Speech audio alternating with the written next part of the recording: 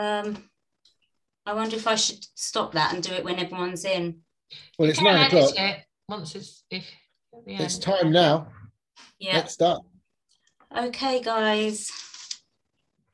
Let's do it. Admit all.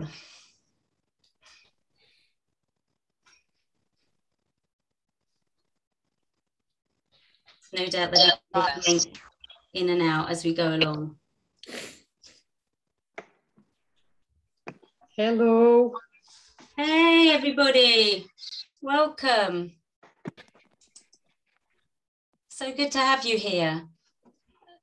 I'll probably be letting people in for a bit longer.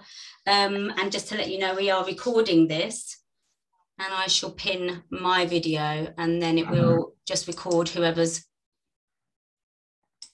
speaking.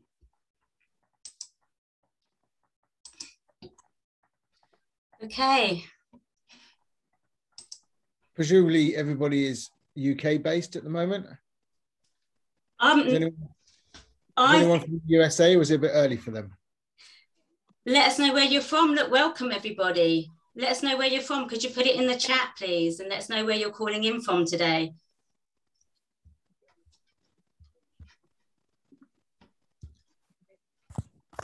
This has been advertised internationally. We have two UK speakers here. Somebody from Thailand, Ian, has graciously come along late at night from Thailand. And Kyczy, it will be 8 a.m. I believe for her when she pops on. She's calling in from the Pacific time. So let us know. Portugal, lovely. Scotland, UK, London. A couple of Welsh, huh? Yep, UK. Have I missed somebody here? Wales, lovely. I'm in Hereford, near Wales. Wonderful. Well, thank you so much for spending your, 3 hours here with us on a Sunday afternoon. And as I say, we've arranged this time so that we could fit in speakers from, I think Thailand and Pacific time are like 14 hours difference. So we really tried to work that out. And I can't make anybody else co-host, so I can't let anybody else let anyone in. And I'm not sure why that is. Let me just try again. Okay. All right. So how are you all feeling today? Just let us know a little bit about what your hopes are to get. What would you like to get out of this session today? Sort of after reading some of the blurb. Is there any sort of way of being that you're feeling right now? Anything you would like to shift? Anything you would like to know about? What's your reason? Is there an intention you could set of a way of being that you'd like to, or something you would like to receive out of after today's event?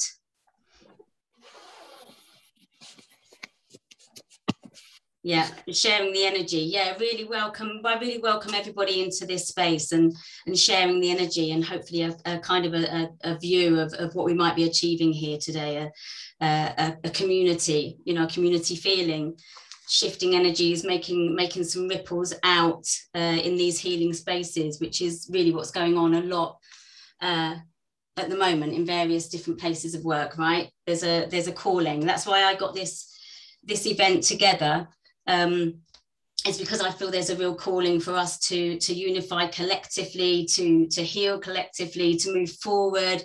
This was also inviting people from that may have been through addictions, or maybe in recovery, or have suffered a breakdown, that have come to a realization that actually there's a calling to take our healing a little bit further right now.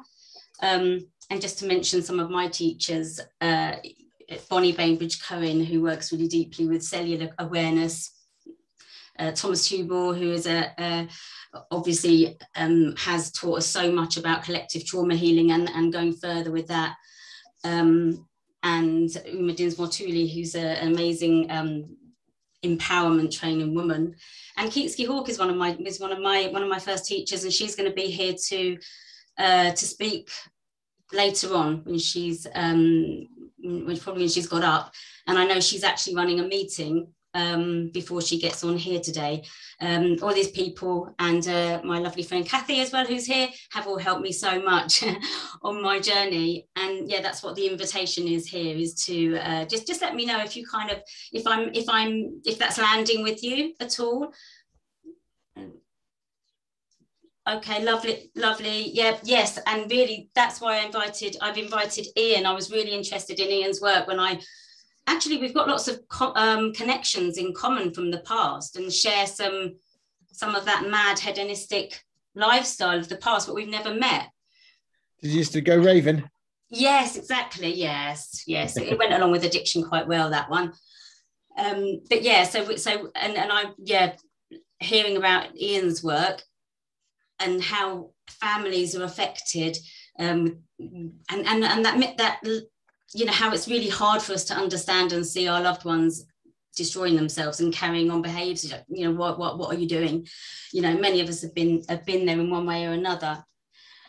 And another sentiment, just before I get Ian on, because I know he's got a lovely PowerPoint that he's going to share with us about getting addicts from one place to the next, and how we can support the family and their role in it.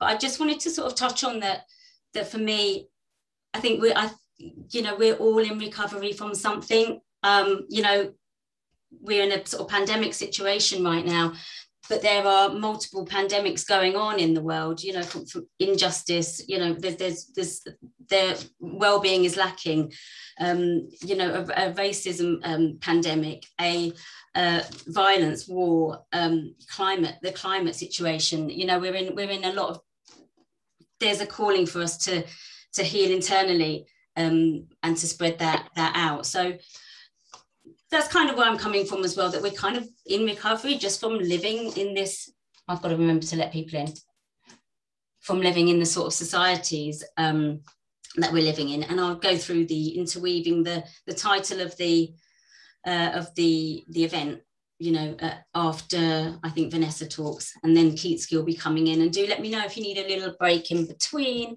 And it's lovely to see you all. So, really lovely to see you. So if you're happy to put your cameras on, then that's great. If you don't want to, then just hear the show. And I will try to remember to let people in as we go along. Okay, so I'm going to introduce Ian now. Ian, are you okay? Are you ready? It is, by the way, guys, it's 9:10 p.m. for Ian, and I would struggle doing a presentation at that time at my stage of life. So I really appreciate you coming along, Ian, and it's really nice to meet you. So I'm just going to introduce Ian. He has started up several successful rehabs. He is an addiction practitioner. He's founder of Sober Services and coaching qualifications around recovery. And this has led him to being one of the world's leading addiction interventionists. So I really hope for those of you here that need that support, that you're going to receive that. Okay, Ian, I'll let you also introduce yourself in case there's something that I missed, and I'll mute myself now.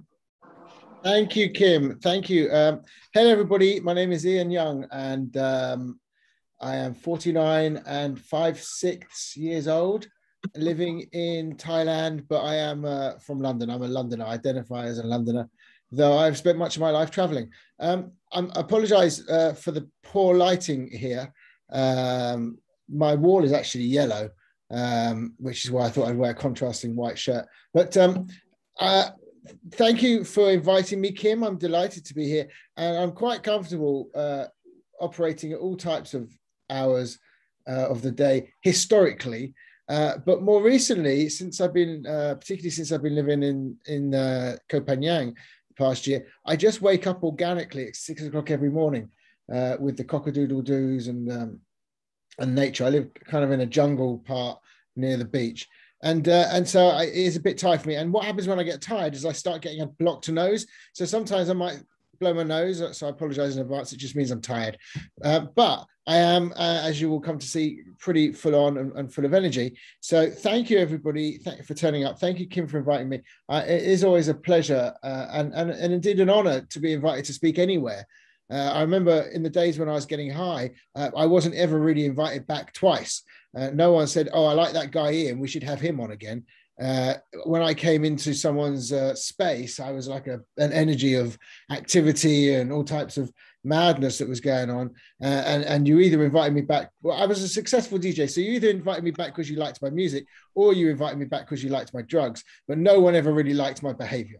And I was quite a poorly behaved. I was quite a nasty, selfish, arrogant, greedy person living with addictive disease. So I got sober age 29. So just over 20 years ago. I'm coming up on 21 years, I guess. Which is a long time, and I've spent more of my life now in recovery than I did in active addiction. I like to think of my active addiction, at least with substances, was over 13 years. So from about the age of 16, by that point, I was already using on a daily basis. I'd been messing around with drugs and solvents and cannabis and pills from about 13. In fact, I remember my first drink was age 10. It was Halloween. And I managed to have my first beer and had a cigarette, and also had my first snog with a girl. And so something happened in my head that led me to understand that drinking and smoking made me look cool and made me attractive to girls, and and then miraculously I stayed sober from the age of 10 through to the age of 12. I had a couple of good years of solid recovery there. But I kind of went through a whole plethora of addictive behaviors as well as substances. I like to, well, not like to, but I recognize that I acted out in my addictive disease through bullying at school. I was a bully. I would pick on people as a way of changing how I felt, to make myself feel like I had more confidence or more power or more significance. And that's probably where I traced my addictive behaviors back to. Certainly, my drug use was a lot of fun. I am sex, drugs, and techno music. I had a good career as a DJ, and I watched myself perform with thousands of people that would come and listen to me. And then I watched myself destroy my career, mainly because of my love affair with cocaine and injecting cocaine specifically. I was quite a functioning heroin addict for a long time, but the cocaine kind of really brought me to my knees and exaggerated my illness. So I got sober in 2001, and like many of us in recovery, I tried to get some legal employment, and I had about 18 months of working for other people. And then I went back and I worked for the rehab that I'd been to, and I had been to a rehab for 15 weeks. I'm grateful that the rehab that I went to was a 12-step rehab. They introduced me to an abstinence-based program that builds around spirituality as an alternative to addictive disease, and how we can move into a place of servitude to others, helping others. How can I best think of someone else before myself? So to summarize addiction for me in one word would be selfishness, and to summarize recovery in one word would be selflessness. So selfish to selflessness. That is recovery for me, and that's based around spiritual principles that I learned through the 12-step program. So I am a 12-step guy, but I appreciate that there are many different ways of recovering, and that that's just what's worked for me. I do believe that the 12-step program works for people who are severely dependent, and I think that if you are if you're not in as poor a situation as me, that certainly there are other methods that will be more appealing. But I think for people that are hardline and get to the end of the road where they cannot go on anymore, I think 12-step recovery is a really good way forwards. So I went and worked for my rehab that I'd been to when I was 18 months. And I was fortunate that I got trained therapeutically by some real masters in the addiction treatment industry. And I could start name dropping people. I don't know if you'd know who they were, but essentially my mentor was Dr. Robert Lefevre, or is Dr. Robert Lefevre. And so my understanding of addiction has been handed over to me like almost in a parental way from him to me. After a year of working there, I had a kind of moment where I decided that I was going to go and open a 12-step treatment center and make it really cost effective, because the private sector for 12-step treatment seemed to be quite financially excluding to most people. So I wanted to create a model of rehab that was available at a budget level and that could be also sold on to NHS and the charitable sectors. And so that's why I built my first rehab in 2004, my second one in 2006, and then I built my private practice, Sober Services, in 2008. And what happened between 2004 and 2008 was I should put the slide on really. What happened between 2004 and 2008 was I had this. I was getting inquiries all the time from family members who were asking me, can you help me with little Johnny? Can you help me with Sister Sue? And I was figuring out ways that I could intervene with these family members and find a way to help them choose treatment, because we know that treatment works. So those 4 years were kind of my own personal learning ground. And then if anyone is taking notes, in 2008, I read this book called Love First by Jeff and Deborah J. And it became my Bible for interventions. It was like almost a step-by-step guide as to how I could structure a lot of the things that I've been doing organically into a process. And that's what I'm going to talk to you about today. My intervention process is, let me just confirm this works. Is that all working for everybody? If someone could just say yes, that would be great, or type it in the chat. Is that working? Anyone? Yes, it's working. Yes, okay. See it. Yeah. Right. So here's a picture of me with some shorts. That's how I live. That's actually pretty smart. So yeah, done all this. So those 4 years, and I have a rehab in Phuket at the moment called The Park. So I have quite a nice book that you can have at the end. So those 4 years were spent delivering these crude interventions to various different people. And then I found this Bible, Love First by Jeff and Deborah J. And it structured me. And so what I'd like to talk to you about tonight is what I call the sober intervention. It's how I do it. And I guess it is a little Anglo-centric. I think there are different cultures around Europe that use slightly different models, which is why Jeff and Deborah J's version, Love First, which is a very American-centric version, may or may not be useful. Mine is a distorted version of that I think is more Anglo-centric, and it's also the process that's been. I've taught it all over.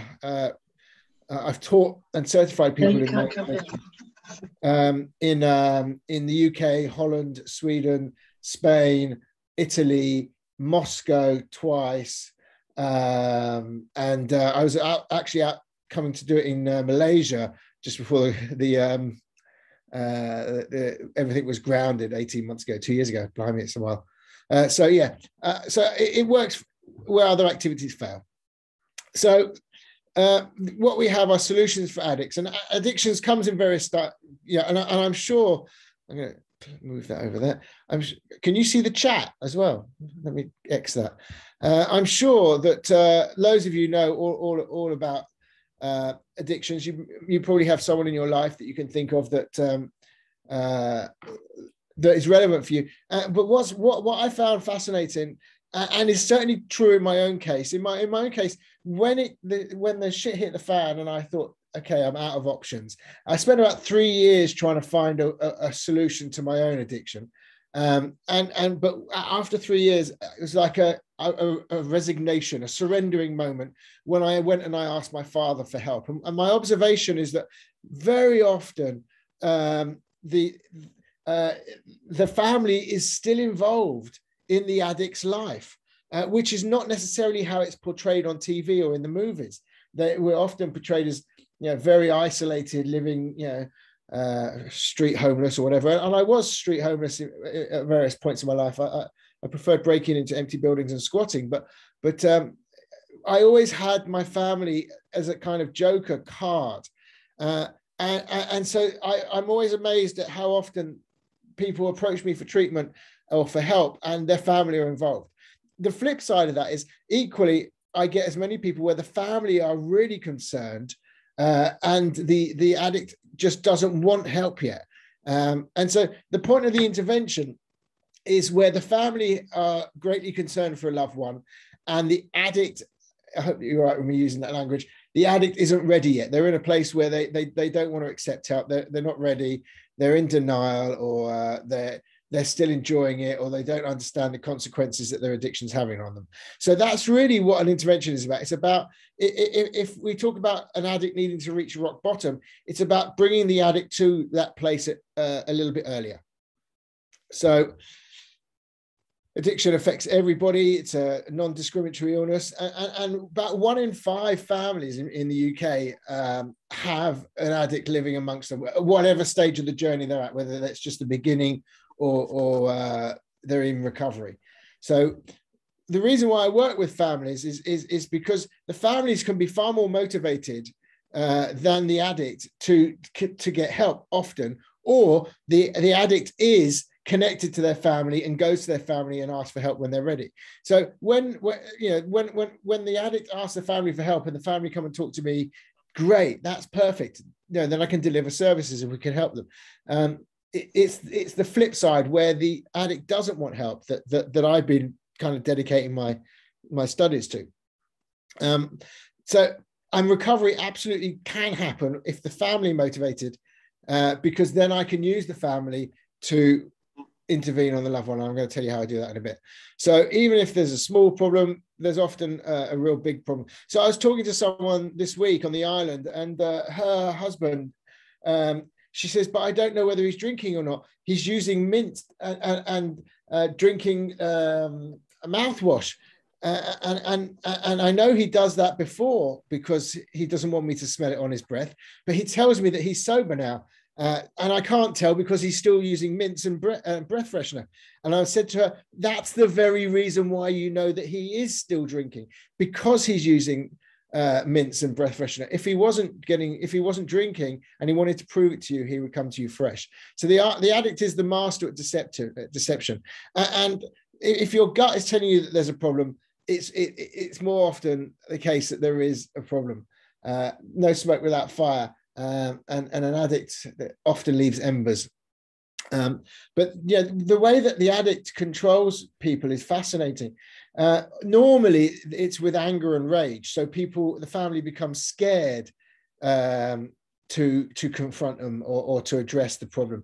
They have the family in the corner, keeping themselves quiet, walking around on eggshells, because their experience has shown them that when they confront the addict responds with rage or anger, and it scares everyone. So that's normally, not always, but that's often how the addict controls the situation.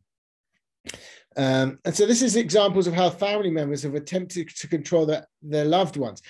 Silent treatment, lying, making threats, accommodating their demands. This is what family members will do to accommodate their addict's behavior. It's my fault. Or they pretend it doesn't happen, or they'll give them a lecture, or they'll just avoid the whole thing. They'll move house, or they'll try and throw away the drugs. There are many others. And actually, I have this thing. So if we had time, I would ask you if you could think of a situation and if any of these attempts to control the addict had worked in any way whatsoever. And it won't come as a surprise to you to understand that in my experience, that right-hand column is just full of no's. It doesn't make any long-term solution, but it is the sort of thing that every family will try and do. What's happened there? So codependency, often, there is this thing where the family member is dependent upon their loved one to need them, and they get a sense of their own high. And this, I think, is very much tied in with addictive illness in a different label. Typically someone that doesn't want to, that's found that they can change the way they feel by caring for someone. But actually the real problem, as I see it, is where the family has been in this environment for so long that their family have actually become enablers. And they they actually, without knowing and without meaning to, are now part of the very fabric of the problem, because they are permitting the addict or the alcoholic to carry on. I'll give you a really good example. So if you've got an alcoholic man living with his sober, caring, loving wife, and she is making sure that he never misses a meal, she goes to work, she comes home, she buys him drink, she takes care of him when he needs to go to the hospital. If he goes out with his friends and gets into trouble, she goes and bails him out of the police station. And then she asks him to stop drinking because she can see all the problems that it's having. She asks him to, that she's had enough. She keeps telling him that it's done and she can't take it anymore. But the alcoholic has got zero motivation to stop drinking when she's providing him with shelter, money, booze, food, and every type of support. So there's no reason for the alcoholic to stop. That's why we say that that's actually enabling him, even though you're protecting him from himself and you're making sure that he's fed and you're giving him money so he doesn't have to steal. This is still actually part of the problem. This is the enabling. If the addict is pleased with the help that you're giving them, you're probably enabling them. It's when the addict becomes angry, agitated, or restless that you're probably helping them beyond, that you're no longer helping them, and you're actually manifesting the problem, making it worse. This is leading to the concept of tough love. So the sooner you realize that it's never going to go back the way it was before, the sooner we can go forwards. If you can get your head around that nothing is going to change unless we change everything, then we can move forwards. But all too often, the family, like I said, they're scared to change because they're scared of the anger and the wrath that the addict has historically shown them when they try to confront them, which is why you use a professional like myself. So understand that your loved one will always remain active in their addiction until you continue to permit, whilst you continue to permit to let them have it.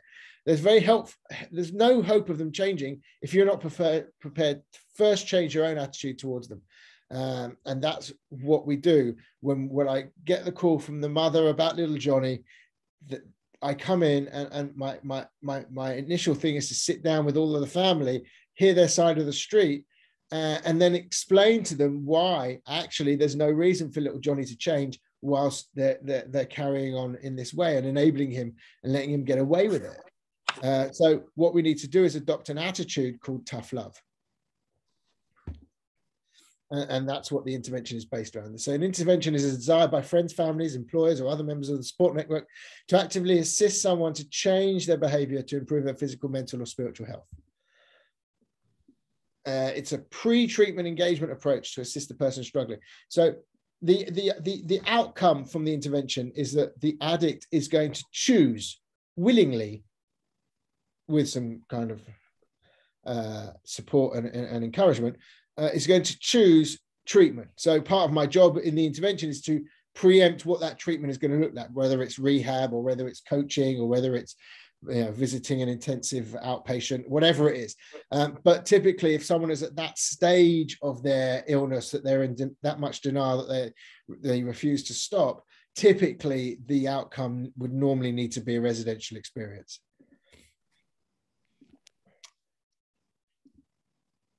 So my sober intervention is the planned process of confrontation, which is a tough word for people to swallow because they think it's quite it's confrontational, but it's the process of, it's a structured process of confrontation by people who are important and relevant to the addict. Its purpose is to allow the addict to see the destructive nature of their addiction on the people that they love. So I'm going to gather the family members around. And the reason why it's family members is I want the addict to know that the people in the room are people that cognitively the addict understands has his best or her best has his best will at hand. There's no one there that really wants to hurt them. They're people that care about them, that love them. I try to just use people that the addict cognitively understands, loves them, and has their best interests. But we're going to deliver this in such a way that the addict is, for the first time, going to see that their addiction isn't just affecting them. You see, my story throughout my active addiction was, oh, I'm not harming anyone else, it's just me, it's only affecting me. But that's not the case. My mother was petrified for most of those years. She had no clue as to the depths and depravity that my addiction had gone to. But she had her own imagination, and I left her with that. I never told her that I was using heroin. She just imagined it. Yeah, I never told her that I was injecting, but she probably imagined that too. I didn't tell her the depths that I went to, but left to her own imagination, it was crippling for her. She was terrified. And I had no concept that my addiction was hurting people that love me. I only thought it was affecting me. The result of the sober intervention is that right here, right now, just like in The Exorcist or in an exorcism, the intervention is going to allow the addict to gain some clarity for just long enough to realize just how much I've hurt and harmed the very people that love me. And for that moment of clarity, it's like you see the snap between a really good metaphor is Gollum in Lord of the Rings, as he goes back to I can't remember the original character's name, but yeah, he's been distorted by this ring, and when he takes the ring off, he starts coming back to the original Gollum. And when we do the intervention, there is this moment where like the addictive disease is shifted to one side. And part of the reason why is because we do the intervention in the morning before the person is inebriated. So they're emotionally susceptible to what's going on. And you get a real kind of, wow, there's our son, there's our daughter, there's our husband back. There's a real moment there. And that right there, right then, we see the real person. That's where we move them as quickly as we can into treatment. So is there addiction activity leaving them in? This is my language for gauging whether or not someone has addictive disease, whether or not their addiction is leaving them emotionally unavailable to the very people they love. So are they, I mean, this is a really good example of people that are addicted to smartphones at the moment. Are you staring at your phone more than your family? So when your son or your daughter or your husband, your partner comes to you and asks you a question, are you able to put the phone down and engage with them on an emotional level? Are you able to be there for your family, or do you need to finish playing whatever it is you're looking at? Do you need to finish whatever it is you're doing? Smartphone addiction is just a growing phenomena. But if you look at that in the sense of an alcoholic who's unable to stop drinking once he started, and he's unable to come home and take care of his children or put his children to bed, or be able to wake up in the morning and see his wife before she goes to work, unable, just emotionally unavailable to the people they love. That's the kind of barometer of the people that I'm working with. So not only drugs and alcohol, but process behaviors as well. So this is the 7 stages of my intervention. I'm aware I've got like another 10 minutes. So I'm not going to go through all of this. I'm going to go through some of these, but this is my 7-stage intervention process. And again, very quickly, someone inquires, what I want to do is book a face-to-face meeting. That's what I want. The goal of the inquiry is for me to be sat down face-to-face. In this day and age, I can do Zoom stuff, but everybody needs to have their videos on. The meeting, that face-to-face meeting with the family, the addict is not invited.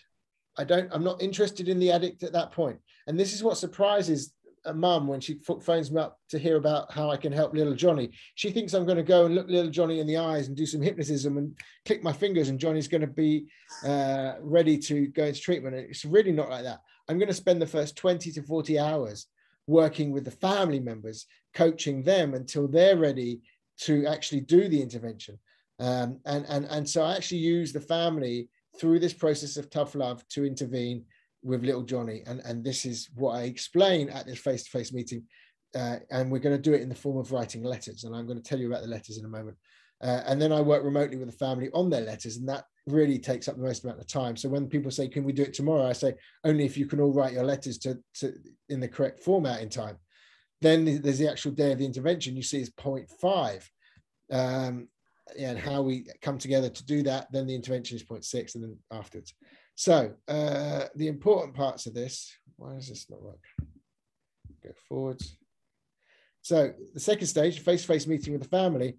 What I'm doing is I want to hear from everybody in the family what's their point of view is. And what I'm listening for are the enabling patterns. I'm listening from how each person is enabling the, so it might be the brother that uses with them and covers up for them, or it might be the sister who is going out and giving him money, or stealing, shoplifting for him, or whatever it is. There are ways that people who are in the family are enabling him, even though they're trying to just keep them out of trouble. I also want to hear the objections. What objections do you think, as family members, that little Johnny's going to have to accepting the help? Oh, I've got a dog, I can't go into treatment, I need to take care of my dog. Oh, I've got this job, I'm stacking shelves in this warehouse. Well, you don't need to stack shelves, that job will be there, or equivalent job will be there. You know, I need to overcome the objections before, I need to preempt them and understand them. It might be some real legitimate ones, like I've got a contract that I need to finish. I won't be able to, he's not going to want to do this until that contract is over, and that contract is going to finish in 30 days. And if that's the case, then I plan the intervention for 30 days time. So either I can overcome the objection or I can't. And if I can't overcome the objection, I need to find a way of working with the objection. And this is before we've heard the objection, but it's just us trying to do their thinking for them. We establish the family dynamics. I want to know who is the closest to the addict, who's the most estranged. And we can do a genogram, a family tree, which is looking at the history of your parents and your grandparents and your great-grandparents and your aunts and uncles, and looking for the patterns of addiction in your extended family as a tool to then confront the addict and say, would you like to stop this pattern, or do you want to carry this on to your own children, and kind of using some leverage there. It's another process that I won't have time to show you today. Sometimes the addict will turn up, even though I've asked them not to. And if they do turn up, it actually means that you're already halfway there to help them choosing treatment. Because if it turns up, then at least you know that they're recognizing that there is something going on. But it does make it more difficult in my process to actually do the intervention quickly. It then moves into a more therapeutic relationship. And typically I use WhatsApp groups or Facebook groups. Okay. In the assessment, I want to know the severity of the challenge that I'm dealing with. I want to know what's going on. Is it drinking, snorting, injecting, smoking? What's going on? Is it acute or a chronic condition? Just how into this are they? I want to know all of the different levels of it. I need to do my own assessment, a risk assessment as such. By considering each person carefully, I'm able to prescribe or recommend the best path forward in the sober through care. What's going to happen? They're going to go into treatment for how long?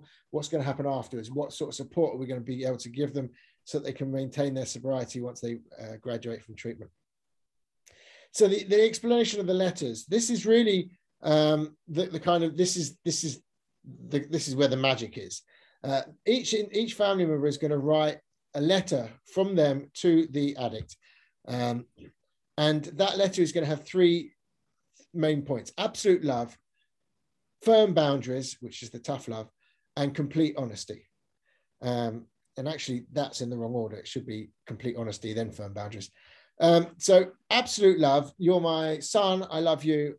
I remember when I grew up, I nurtured you as a child. I remember taking care of you when you fell over and damaged your knee. I remember us laughing together at your sister at her play. I remember us going on holiday and doing this.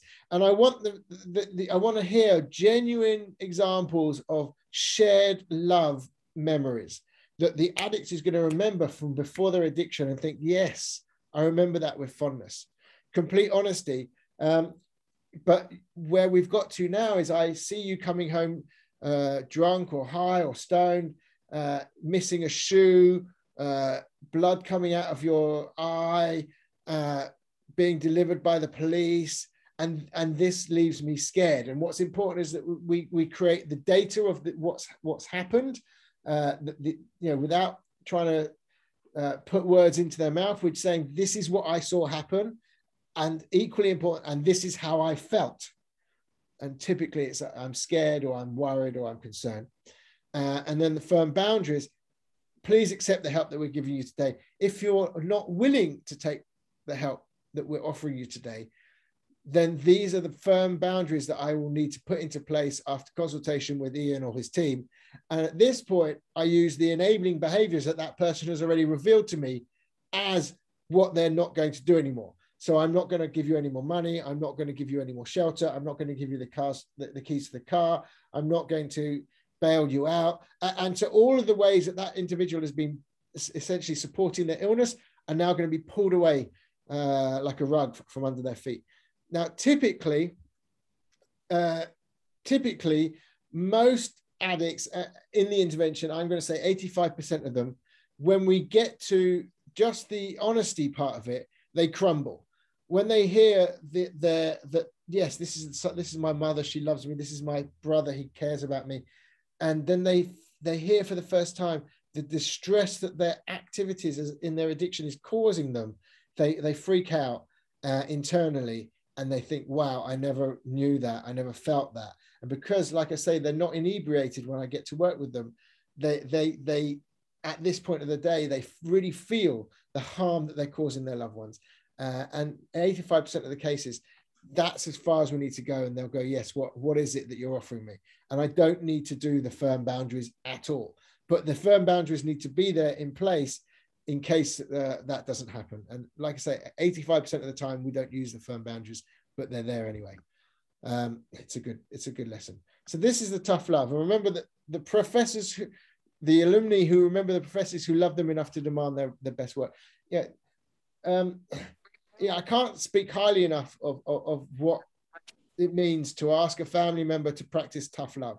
And that's the hardest part. I have an intervention program, and I got together with two of the other leading interventionists in Europe, the three of us, and we calculated that between the three of us, we have about a 95% success rate at interventions. And we also calculated that between the three of us, we have about a 20 to 25% closure rate on our inquiries.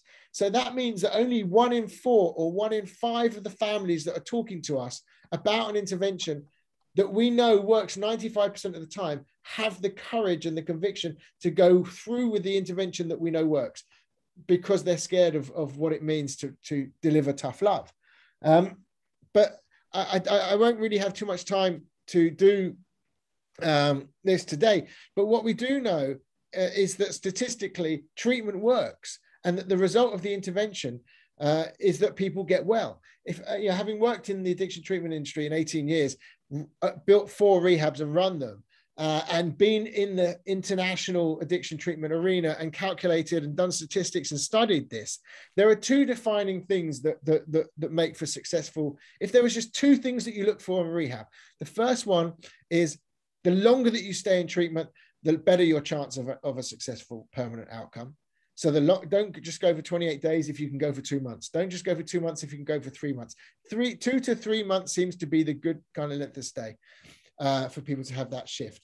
The second defining thing that you want to look for in a treatment center is, does it have a culture that the person is going to aspire to belong to?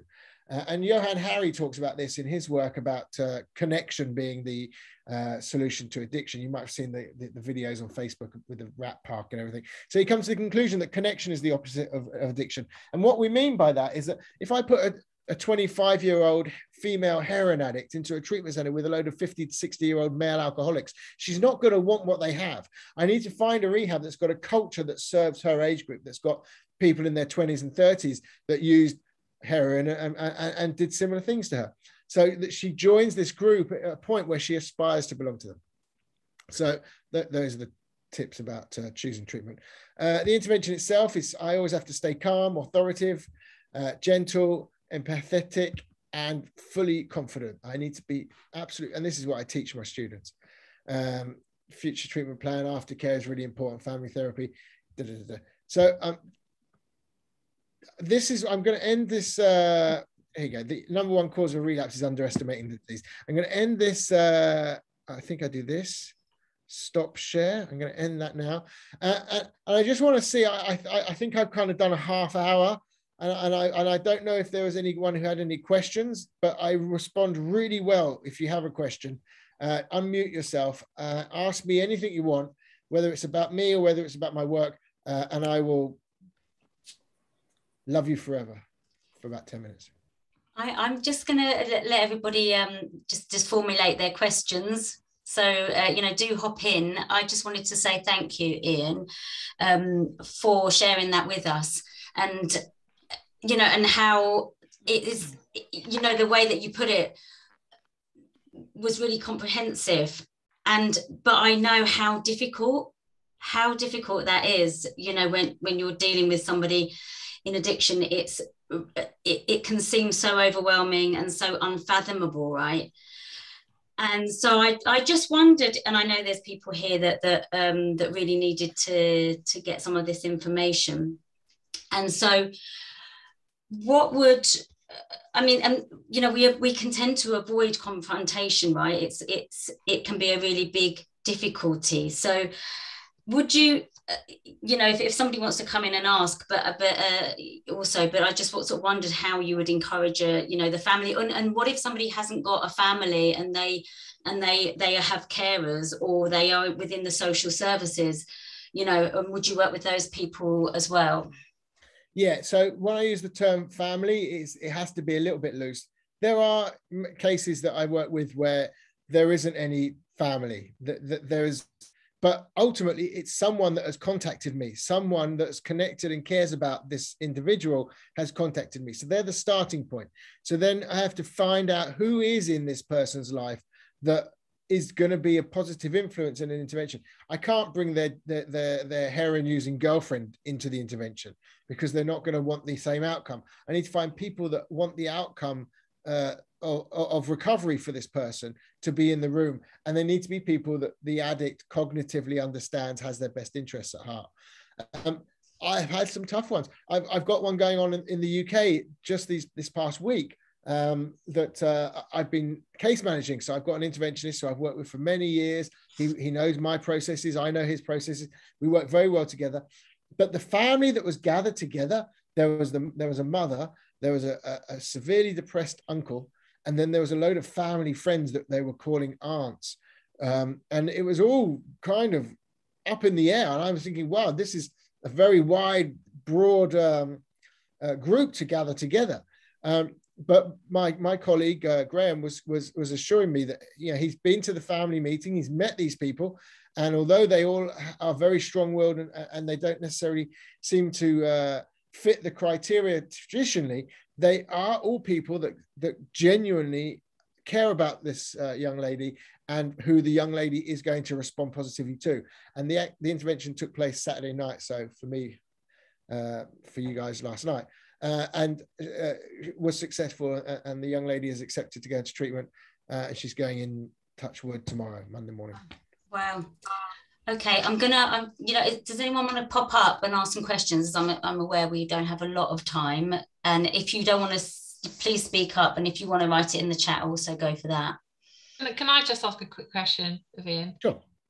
Ian, how would you get a chaotic addict, somebody who's, in a chaotic addiction, to get up or be available in the morning? What kind of things do you use? Because obviously that could be a sticking point, is actually if they're not interested in coming to treatment anyway, they're not interested in getting well, how are they going to turn up to a meeting in the morning when maybe that's they just slept all day? Yeah, well, typically we do the intervention at their home. Okay. And we wait until they wake up. Now, the challenge that I have, particularly with the heroin addicts, is that before they want to talk to anyone, they want to have a hit. And once they've had a hit, they're no longer emotionally available. So I really try and get them before they've had that first hit of the day. Maybe it's by giving them some coffee or whatever it is. In the case of an alcoholic, it's easier to have them sit there and shiver and say, you can have a hit, or you can have a drink when we're finished.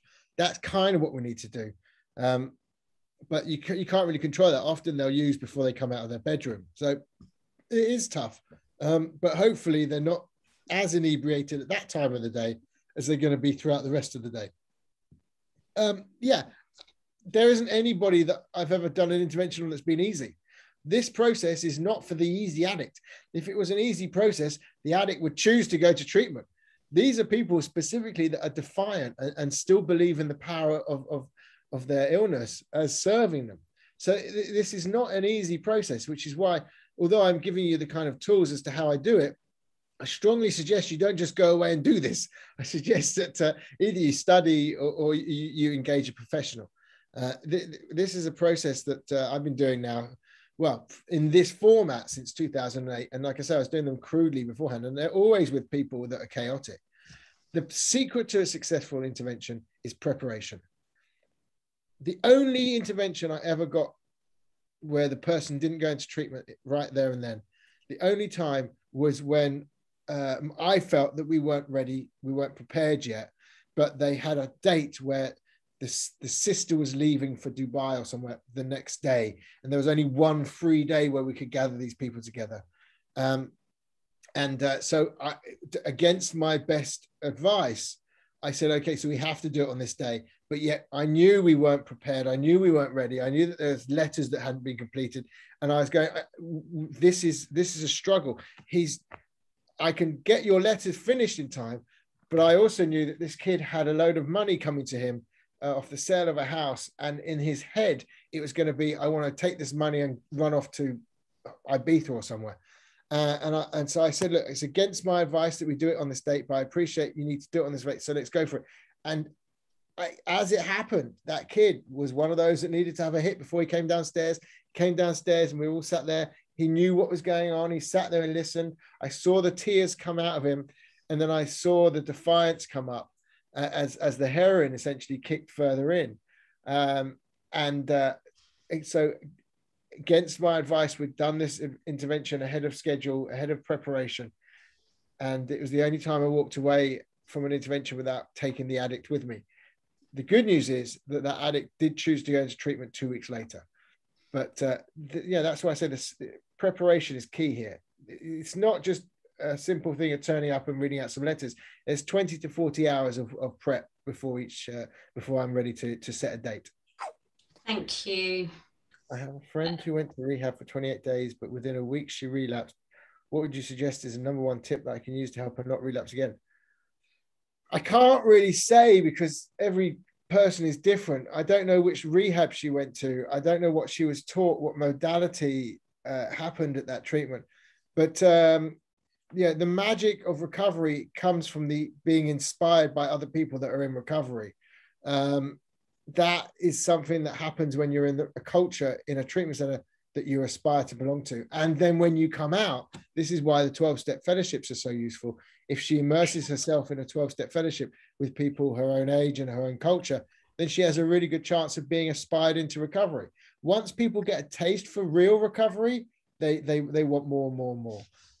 Sadly, there are various modalities in treatment that I don't think are best serving for the addict, but are best serving for the business of that treatment center. There are treatment centers that exist with a revolving door, and they expect you to relapse, pay, and come back in again.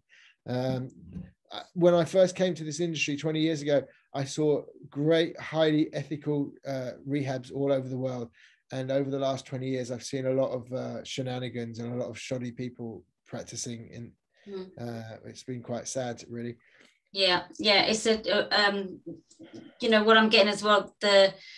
There needs to be a little bit of space. So I'm assuming that sometimes, or you're saying that you take people with you, every time, but there's that little bit of space that somebody gets from just stopping for a little while and just hearing, and then they might relapse. But those spaces create an opening where they can see that being perhaps, working towards the healing and the healthy might be something that is going to work, because we generally tend to know that there's something wrong. But it's that kind of like there's something wrong, but that defiance that you mentioned. I just want to say quickly, opening a door, and we're hoping that enough magic's going to come in quick enough before they close the door again. Yeah, so you give them enough time. The next question is interesting. It's pretty well known that people don't stop for other people, but when they have reached their own rock bottom, e.g. the love of their own kids is not necessarily enough to stop them using, unfortunately. But your intervention suggests it's the effect of other people's loved one that makes people decide to stop. What we're doing here is we're saying to the addict, this is as low as we're prepared to let you fall. If you do not accept our help now, we're going to open the trapdoors and you're going to go straight down and you're going to have a horrific rock bottom. We're going to take away all of the support that you've been getting, or everything that we've been giving you that enables you. So actually what we're doing is we're giving them the fear of their rock bottom. That, well done on noticing and understanding that, Deborah. That's precisely what we're doing. We're projecting them with love. We're giving them love. We're letting them know that they're in the right place and that people here care about them. We're giving them data that this is what we've observed and this is how it's making us feel. And as a result of how terrified we are, we're no longer prepared to put up with that anymore. We're going to take decisive action under Ian's guidance. So I can be the bad guy. But here's what's going to happen. Choose treatment today. We're giving you a graceful exit from your addiction. Or all of this is going to be taken away from you. Money, shelter, housing, work, car, girlfriend, access to your children. All of that is going to happen if you do not accept treatment today. And if they don't accept treatment today, that has to happen. The family needs to follow through on that threat, but know that they're doing the right thing. Giving an addict who's in active addiction access to his children is bonkers. We might be really difficult for you to say that to them, but the reality is they're going to be a much better father or mother once they're sober. There's no question about it. If nothing changes, nothing changes. So it's the threat of the change that has never failed to come through and deliver a successful intervention. Yeah, we're going to have to move on, and I would really hope that there's a question in the chat, and but we will be able to cover that as we go along. I want to move on because it is Vanessa's time now. If we get a bit of time later, is that okay? We just move on. But I wanted to also say I'm probably going to fall asleep shortly. Yeah. If anyone wants to get hold of me and talk to me more, you've got to put in your gift and your contact so people know where to get a hold of you. Well, I was just going to say, go through Kim. Kim can get hold of me, and she's got all of my contact details. Or just search Ian Young Addiction on Google, and you'll find me. And you've got an ebook as well, you said. Well, I've got a whole book. It's called "It's Not About Me." Guess what it's about? It's all about me, but it's about the spiritual principles that I came to understand when my head popped out of my arse and I realized the world doesn't revolve around me, which is what recovery gave me. Okay. So if you go to sober-services.com, here, I'll put it in here, /free, of course, you can download it for free. You can buy it from Amazon, but I don't make any money from it, so I just give it away for free. And it's, yeah, you can download it. It is a big book. It's a long read. So you can find Ian online, and I'll also drop in the follow-up email that I send to you. I'll send his details and a little bit more information. And of course, please do come through me as well if you want a bit more support, as we're sort of a bit short of time. But yeah, and I really hope that supported you. And I just wanted to sort of hold the space for that there can be some of this information can be a little bit triggering. So please do what you need to look after yourself in this situation. And as we go along, I think we're going to have a few practices that might just get us a bit grounded. And you know, if anything has affected you, then do let me know afterwards and get in touch. So I don't want you to feel like you're alone with this, because we're offering the information, but we're also offering support and community. You know, it's about moving forward, and that's what's really important for me. And that's why I wanted to ask Ian to come along, because, you know, we're starting at the let's get out of this addictive situation. And of course, all the other addictions are really relevant and valid. And no, you don't have to necessarily go down to that rock bottom, because we have learned now. There's something about I'll be talking about later, that we don't have to go to those depths, because we have been learning collectively about addiction. Ian, thank you so much. You're very welcome. Thank you for having me. Really lovely to hear you. I'm going to mute myself, but I wish everybody every love. Thank you. Thank you so much. We shall communicate again soon. Good night. Good night. Let's sleep well. Okay, so I'm going to bring in Vanessa. You'll have some time to participate as we go along. We've still got, a couple of hours left. So Vanessa is a psychotherapist and an emotional balance coach. She supports and empowers her clients to move from overwhelm to hope and peace of mind. She is also founder of the Rebel Method, which guides people to live the life of their dreams through alignment. And she also holds amazing anxiety and depression retreats in beautiful places. And she does one-to-one coaching as well. So I really think this follows on well from where Ian was, and you know, and Vanessa's kind of talking about some of the issues that that maybe trigger us into some of our addictions in the first place as well. Vanessa. Hi everybody. Can you hear me? Yeah. Yeah. Okay. Thanks, Kim. Thank you for inviting me today. Yeah, listening to Ian, you're absolutely right. And you know, the little list that he put up there of you know, have we done all these things with an addict or an addicted family member? And I was looking through it and I was thinking, oh my goodness, only yesterday did I actually do a couple of those with a family member who's addicted. It's really tough. It's hard stuff to actually try and have the boundaries and practice the self-love. Yeah, I'm just getting that back up, you know, just sort of, you know, lecturing, you know, also kind of just making threats, accommodating, you know, just going, okay, whatever, you know, just to kind of get away from the real discomfort of having boundaries. So yeah, I totally relate to that, Ian. But yeah, today I'm talking about authenticity, and so I've been spending the last couple of days kind of looking at all different things around authenticity, and this is really about my journey as well, because I can quite honestly say that, you know, 20 years ago I was completely unauthentic. I had no idea who I was. I had no idea you know, is who I wanted to be. When I was younger, I wanted to be a vet, but that was because people scared me so much. So, you know, I mean, part of my authenticity is those character traits that kind of made me want to be a vet. But really, you know, I've had to kind of learn so much about myself, and you know, I've been introduced to so many great teachers along the way and had so many tools given to me, which I want to share some of them with you today. And if you've got a pen and paper handy, I'm going to give you a few little exercises to do so that you can come away with some ideas, perhaps yourself. I mean, you may be at different stages. I know there's kind of a few people at different stages in their journeys, their lives here. So it'll be different for everyone. But, you know, it's a nice exercise to do as well, to just see where you are in your life at the moment. So I'm just going to start with my description of what I think authenticity is. As I said, my experience. I'm going to explore our resistances, because we always have resistance, and Ian's also talked about resistance from the family.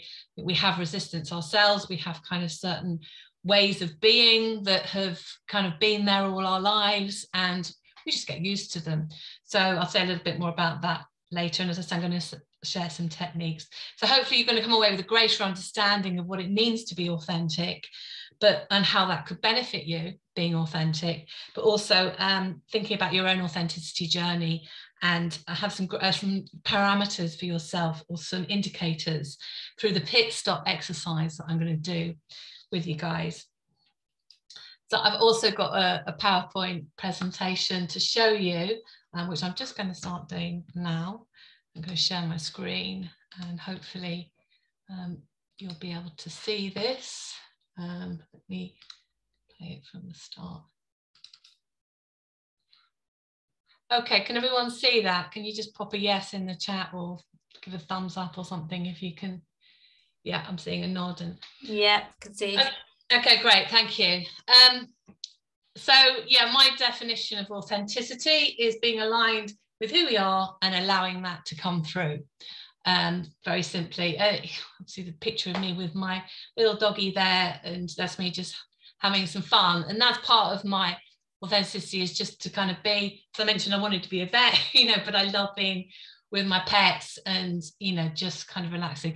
I had this amazing photo shoot at the end of last year, because actually 3 years ago, if anybody come near me with a camera, I was like, I don't want anyone taking my photograph. I was so camera shy, so kind of fearful of myself and what I looked like and what people thought of me, that having a camera shoot was like my worst nightmare. And again, I met a really great teacher, coach, who kind of coached me into being photographed and being okay with myself, which was an amazing journey, actually. And last year in October, I had a photo shoot with a lovely lady who, she wanted to bring out my personality in the photographs, which she actually managed to do. And it made me really emotional. I feel really emotional thinking about it, actually, to actually have that photographed and have that shown, because I was always somebody who was at the back of the photograph, you know, kind of hiding, like, don't look at me, I'm too fat, or, oh my God, I've got a double chin, you know. And she showed me how to kind of use the camera to, and just seeing that mirror of yourself and seeing yourself in a photograph, it just kind of built my confidence. So yeah, authenticity is being allowed with who we are, being aligned with who we are, and allowing that to come through, hence the photographs. Okay, so if we're not in alignment, it can cause problems. And I've recognized that through my journey of my recovery. I kind of look back at kind of my journey, and also kind of with people that I've worked with. You can always kind of find places where I was, or other people have always been against their actually who they are, so have been living against one of their kind of values, or, you know, their truth, and it causes depression, it causes anger and frustration, and it causes addictions. It's one of the causes of addictions, and certainly for me it was a huge cause of my addiction, because I wasn't able to be myself. So I tried to be somebody else through kind of putting on this addiction to be. It's quite difficult to explain, but I was certainly not happy with how I was living my life, but I had no way out of that. So, you know, just thinking about kind of what happened to me in my recovery, and, you know, and the definition of authenticity. I was at a meeting, like I used, you know, I'd still go to NA meetings, but I was at a meeting and I was kind of sharing that I didn't know who I was and all that stuff that you hear. And this lady kind of shared, she said, well, I used to think the same. She said, I used to think that I'd walk around the corner and I'd suddenly find out who I was. And she said, actually, what I discovered is that I can invent myself.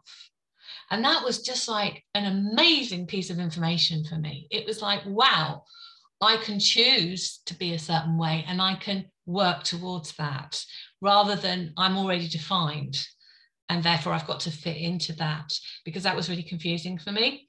And it gave me the freedom to explore and to kind of go, okay, actually, you know, if I want to do this, I can. So that was really great. I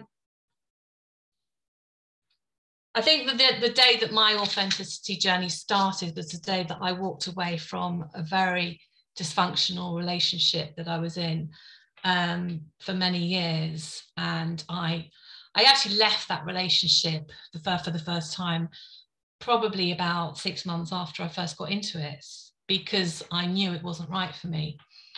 But I went back time and time and time again into that same relationship. I was scared to leave. I people pleased this person. You know, I felt that I kind of had to be there because there was a family around us. You know, there was lots of reasons that kept me stuck in there. And I think it was kind of getting to that rock bottom with it, where I was so unhappy and so depressed and constantly kind of doing things that I didn't want to do, feeling that, you know, I was kind of powerless. And I left this person. It was really difficult because I had to place a boundary to leave them. And the boundary was that I wasn't going to care for them when they were poorly. And that was really tough because I felt like such a bad person for doing that.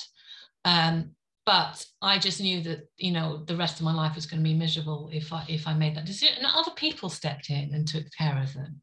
You know, there was other people. It wasn't just me. And, you know, but that was the first kind of point that I actually stepped into my authentic self. And I thought, no, I've had enough of this.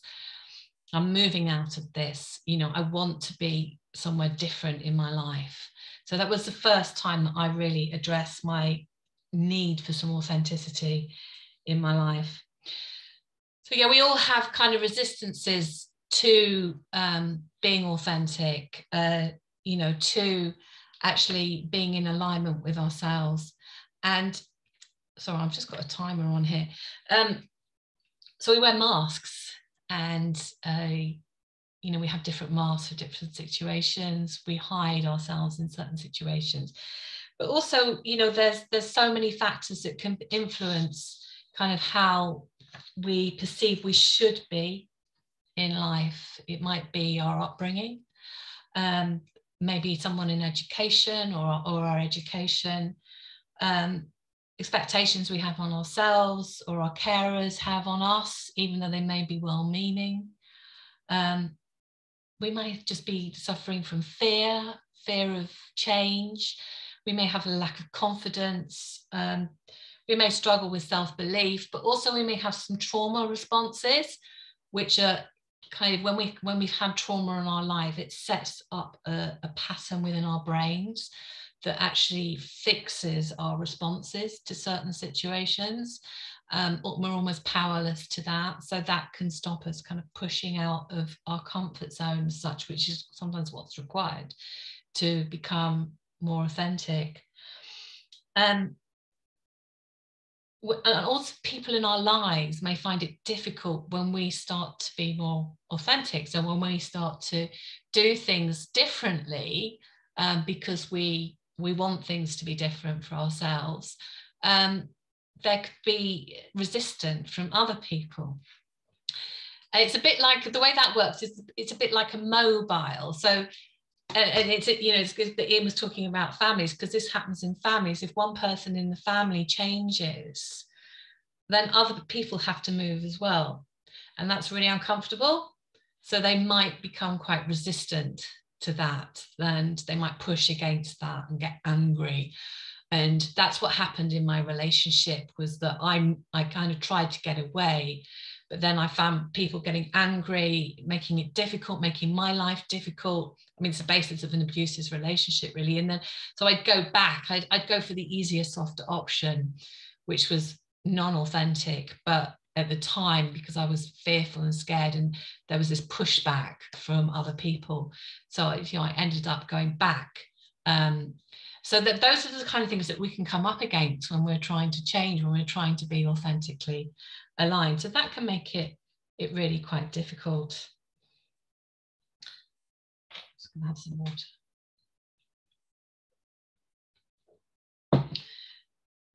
I've got to mention love, and I wrote down the book that Ian suggested there, because love is just so key. And I found that out more in the last 4 years.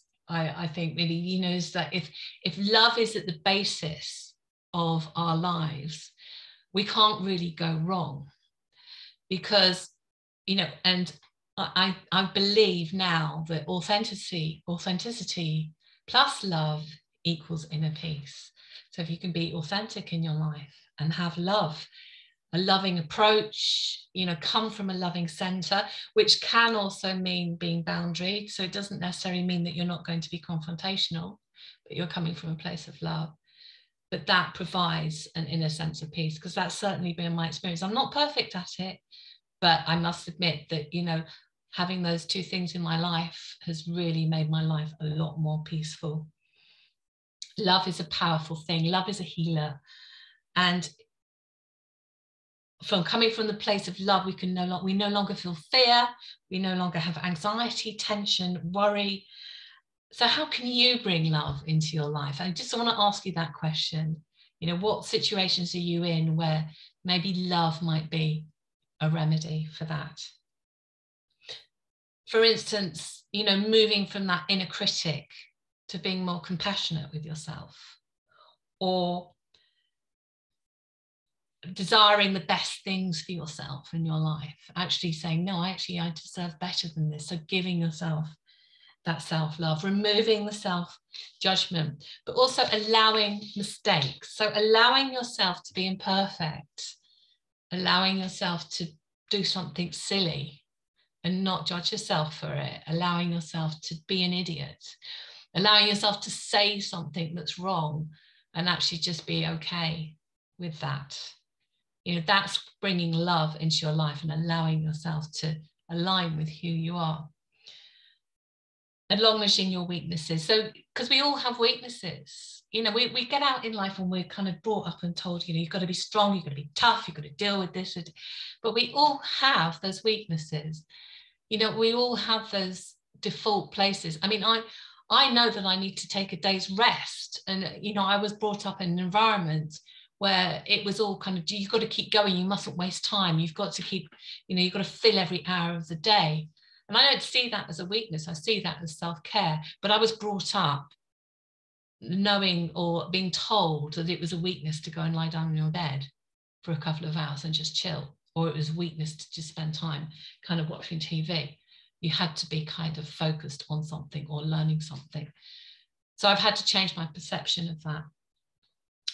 And just, you know, forgiving ourselves, forgiving other people as well, being able to move on. You know, we don't necessarily have to forgive, but actually just to compassionately move on, to let things go. And know that we can be whoever we want to be. Having that positive mindset of I can do this. Instead of that, if it doesn't work, it doesn't work, but actually just having that positive mindset. So that's it. That's about love. And, you know, I think love is a really important part of this becoming authentic, is having that compassionate, loving approach to how we deal with life. So another part of my authenticity journey was in 2008, I became quite ill. I got swine flu, and I was off work for quite a while. And at the time before that, I'd been working in a really high pressure job. I was really stressed. But it was like this kind of, I've got to achieve, I'm in recovery now, I've got to achieve, I've got to prove myself. It was all about proving to my father, actually, at the time. And, you know, it was just like this drive within me, because I'd wasted all those years in addiction. It was back to that self-judgment about wasting time. And so I needed to be, you know, this person who kind of achieved all this stuff. So I was really ill in 2008, and it made me just take some time off work. And as I was recovering, I started to think about a lot of things. And I was like researching a lot of stuff, coaching stuff, which I'd never really looked at before. And I connected with an old friend of mine from boarding school, actually, who had trained as a psychotherapist and coach. And she had some exercises on her website, which I'm really grateful for, actually, because it really started a journey for me. And one of them was this wheel of life. So I sat down and I had a little look at this, and I filled it in. So what I'd like to do is ask you now, you know, just to take a minute, not long, and just to fill in this wheel of life for yourself as your life stands at the moment. So just explaining how it works. You've got each of these parts of the pie chart, and in the middle is the 0, and in the middle and on the outside is 10. So just score each of those areas. So you can just write it down as a list on a piece of paper, or you can actually draw the circle. If you don't want to do it, that's absolutely fine. But I'm just going to give you a minute to just score each of these areas: significant other, personal growth, fun and leisure, home environment, career, money. Oh, where's it gone? And health and friends and family, as to whether it's a 0 in the middle, or maybe somewhere a 5 or a 10. So just have a little go at that.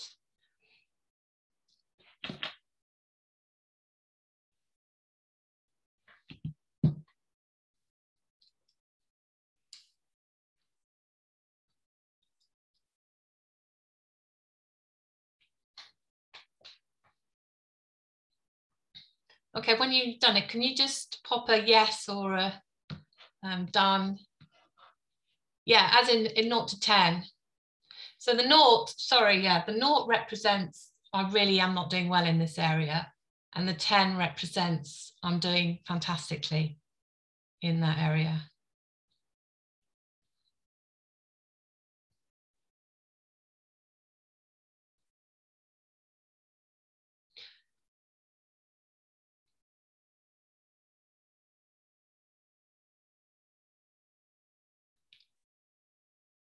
And when you're done, just kind of type of done in the comments for me, so that I know kind of most of you have done it.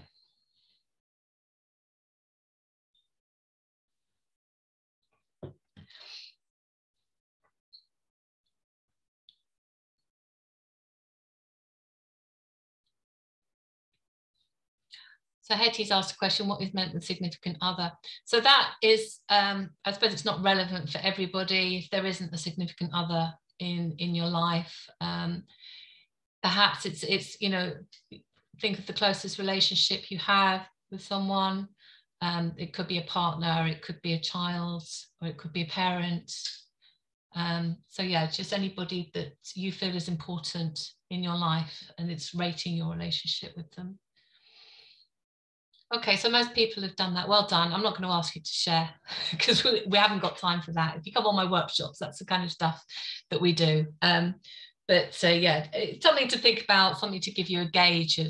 And it really helped me to do that at that particular point in 2008, because I was like, okay, I really need to address certain areas. I think I needed to address fun and leisure. I needed to address personal growth. I needed to address significant other. And my health. There were things that I really needed to address, and you know, gave me that gauge to think, okay, well, what can I do to work on those areas?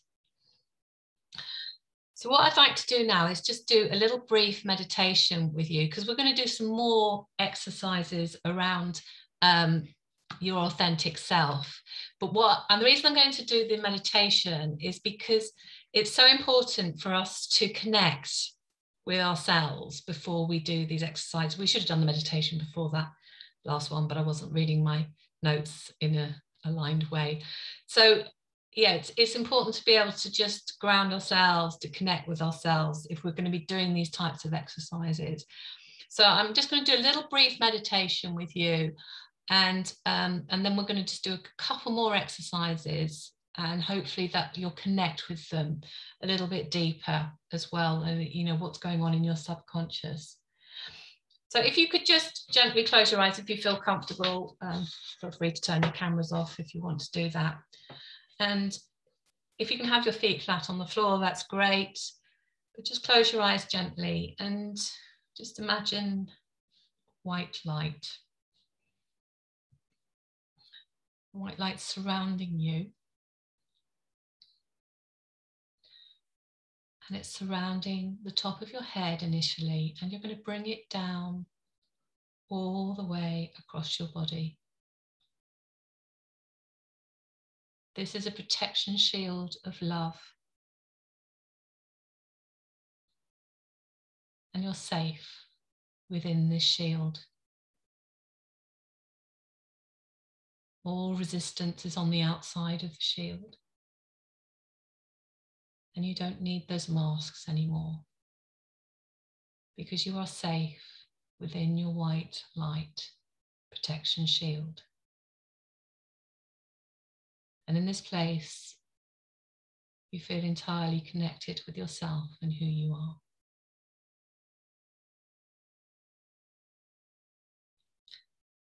And then just gently smile to yourself, or actually smile on your face.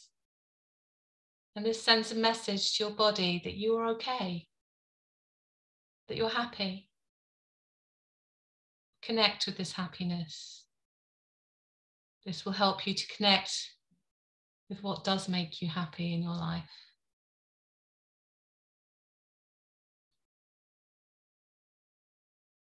And then either physically or just in imagination, give yourself a hug. And just stay with how this feels. Imagine it's someone really supportive and loving, holding you tight, telling you that you are loved and cared for. You are taking care of yourself as well with this hug.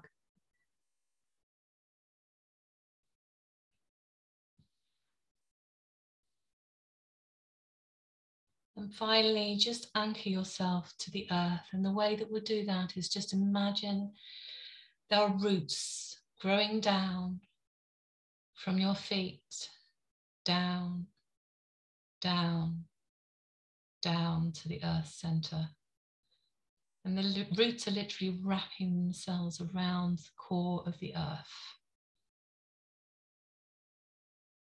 The earth is supporting you, grounding you, keeping you safe, keeping you confident, keeping you sturdy and certain in what your truth is.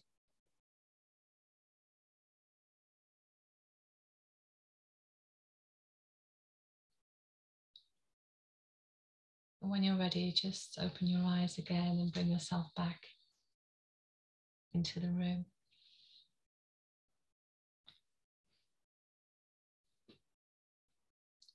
Okay, so I'm going to take you into another little exercise now, and we're going to decide whether we're right brain or left brain. So I'd like you to just look at this picture, and I mean, for instance, I would always aspire to be a right brain person. So I'd want to, you know, be creative, and I always thought I was quite impulsive and I moved from task to task. But actually, I've discovered that I'm a lot more aligned with the left brain. So I'm like someone, I like to have linear information. I'm very analytical. I look for detail. I'm very ordered in what I do. So I'm very structured, and I always use logic to solve my problems. And, you know, so I wanted to be this creative and this kind of like, you know, out there person, but actually I'm so much more comfortable in this left brain side. So just have a look at those and just write down whether you think your right brain or left brain orientation. As I say, you know, the right brain is the creative, you're more holistic, you see end results, you're very clear about what end results are. You maybe move randomly, use your intuition a lot, or are you more analytical and like things to be more ordered and sequential? So just write that down now, whether you think you're a right brain or a left brain person. And when you're done, just put in the comments are done. I'll give you about a minute again.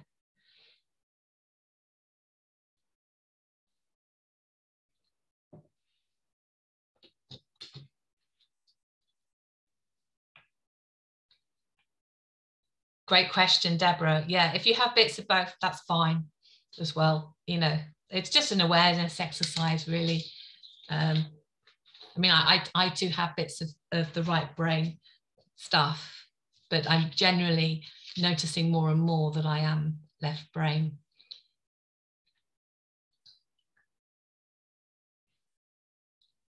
Okay, so quite a few of you have done that. Excellent. Okay, so the next exercise is, are you an introvert or are you an extrovert?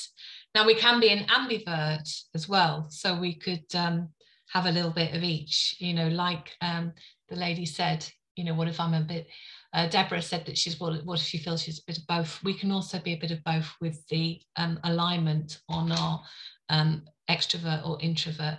I'm essentially an introvert, so here is a lovely picture of me being introvert, sitting in a field with a book, well, not in a field, in a woods with a book, absolute, my joy, just being there, that's what I absolutely love. And the extroverts tend to be more outgoing, want to be around groups of people. And I've got some more descriptions of each of those in a minute that I'll show you. But if you see this lady in the middle on the left-hand picture, I would say she's definitely an extrovert. She's holding an audience, she's talking in front of people, she's really quite happy with that.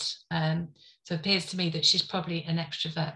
This group of people here, I know them because they were on one of my retreats. And this lady at the front here was an absolute extrovert. You know, she's like leaning forward, she's got her arms out, you know, she just wanted to embrace everybody. So she was the person who always spoke first, you know, she was really, really kind of vibrant and outgoing, very extroverted. As you see this lady on the end here, she was very introverted, clearly quite uncomfortable being A, in a photograph, but also B, being in a group setting. And this lady was introverted as well. She's got her cup of tea, she's hiding behind her cup of tea. So, you know, these things are interesting to see within people. And alignment is about actually being okay with these different qualities that we have, because they are all qualities, extrovert or introvert. And there's a bit of a kind of stigma about introverts that can go around. I think it's getting less and less these days, because you know, there's I read something recently that she said that introverts tend to be better public speakers, but you know that actually you know, the introverts are more likely to get depressed, or you know, more likely to be isolated and actually struggle a lot more. But from my experience, I don't think that's so true, and it's just a bit of a stigma. But I'd like you, because I always wanted to be an extrovert, and there was an exercise that a lady did recently that I went on, and it was about, are you a cat or a dog? And the cat is very kind of curious, watches everything, but quite dominant, but also, you know, very quite reserved, kind of holds back. Whereas the dog is like they're kind of wanting to be in everybody's face and lots of friends and all of that. And I said, I'm a cat wanting to be a dog, because I was, you know, I do identify with that kind of cat, but there's part of me that wants to be the dog, which, you know, authenticity is accepting that I am more of a cat.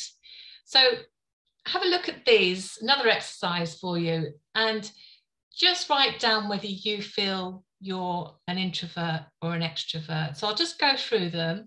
So introvert is deeper in thought and planning generally. Extrovert, more impulsive.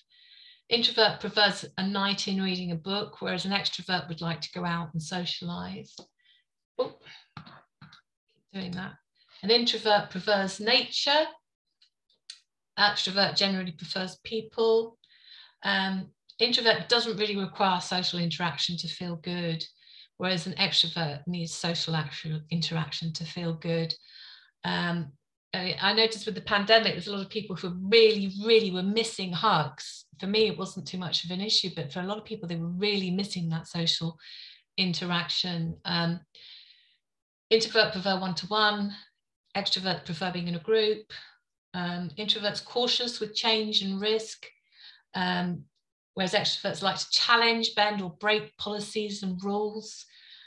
Introverts in discussion like to follow the group conscience, whereas an extrovert will express their opinion readily. And an introvert can be slow to make decisions, whereas an extrovert's a lot more impatient. So just have a think about those and just jot down whether you feel you're an introvert or an extrovert. And then when you're done, just put a done again in the comments. I'll give you about a minute.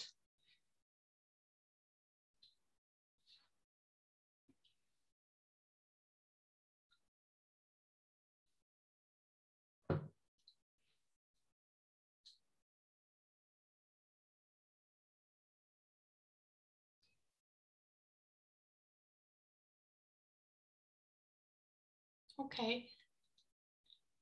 Thanks for that comment, Elle. Yeah, we can change regarding to situations and period of life.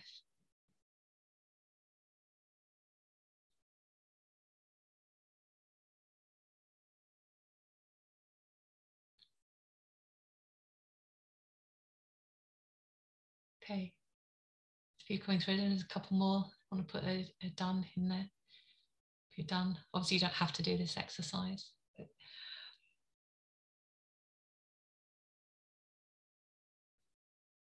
Okay. Yeah, that's interesting, because yeah, a similar experience to myself there, Deborah, is when we become more authentic, we kind of move more into what we actually are. I think there's a level of acceptance there. And okay, great, well done. One more exercise. I'm really aware of the time here. So just looking at our values. So our values are really important. Reason that values are so important is because if we're not living by our values, we can have that sense of discontent. And also, if we're around people who don't align with our values, we can feel really out of sorts or really frustrated or quite angry with them. So the more aware that we are of our own values and what our value system is in our life, the easier it is to move into situations where we know that we're kind of in our values. So for instance, my 3 values are connection,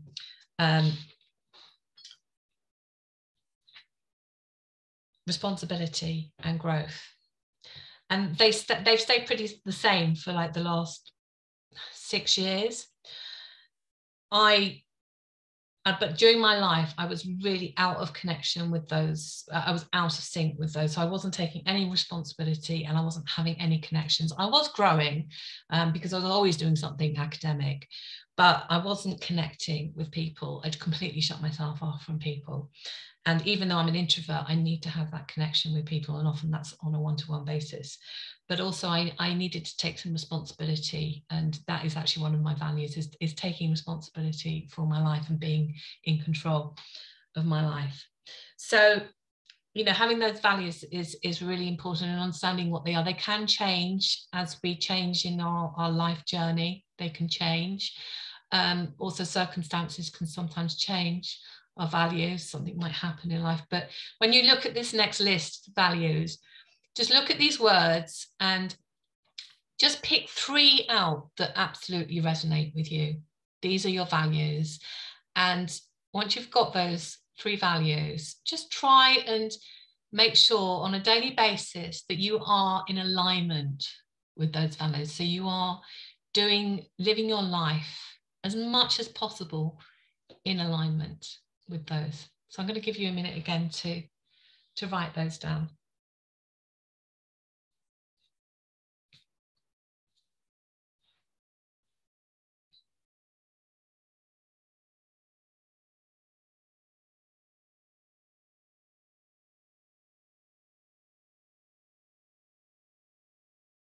And same again, just place a done in the comments when you're done with that.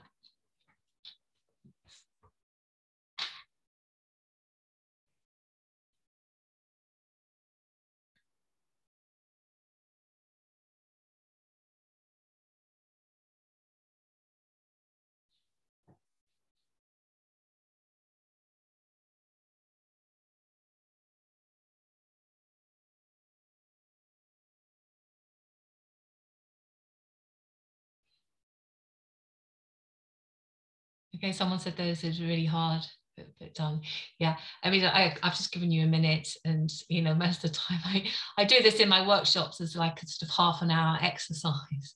So yeah, it's I'm really kind of pushing you to just kind of do this in a very short, sharp way. As I say, it's a pit stop. But these 4 areas that we've looked at, well, these 3 areas: your wheel of life, your introvert, your extrovert, also your right brain, left brain. That isn't actually, so it is 4 areas, and also your values are really important.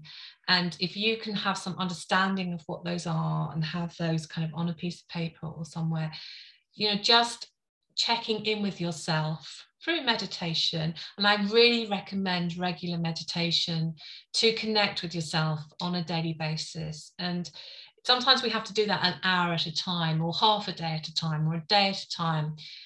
I have to keep revisiting it because I will go away from my authentic self quite easily. I'll go back to the old habits, the old way of being, all the stuff that I've learned, all the stuff that I've grown up with.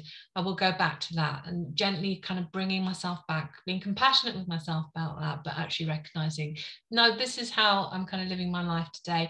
And that involves kind of putting boundaries in my partnerships, with my children, with my parents, in my work commitments, in my home, and also boundaries, you know, in my emotional involvement in situations. And, you know, just self-care, really, you know, bringing in huge amounts of self-care to keep myself in alignment. So I hope you've, you know, benefited from this session. If not, then that's fine as well. I always like to kind of make these interactive and give you something to go away with. Have I got time to just take any questions? Yeah, a couple of questions very quickly. And should we just get the screen, take the sharing off so we can see everybody on the screen again? Oh, yeah. That's okay. Oh yeah, lovely. Can see everyone now. Yeah, if anybody has any questions, I mean, I just got, you know, it's about self-awareness and self-discovery, which is so important. You know, that's what you're delving into. That I'm really grateful. Thank you. I'll let if anyone's got any questions for Vanessa. I think Kathy's got a question. Yeah. So when's your next retreat? My next retreat is the 19th to 21st of October. Thanks. Sorry, say it again. It's the 19th to 21st of October. Ah. Down in West Sussex. Oh yeah, were you going to drop something in the chat, Vanessa, so people could sign up or contact or get something? Or? Yeah, I can just put in my website, and all the information about the retreats that I run is in there. We've got one in this month, and then we have another one in January up in Northamptonshire. We're just in the process of planning all the ones for next year. So these are all in person. You're doing some stuff online, aren't you, as well? And yeah, the retreats are all face to face now. Yeah, at the venues, and yeah. Very good.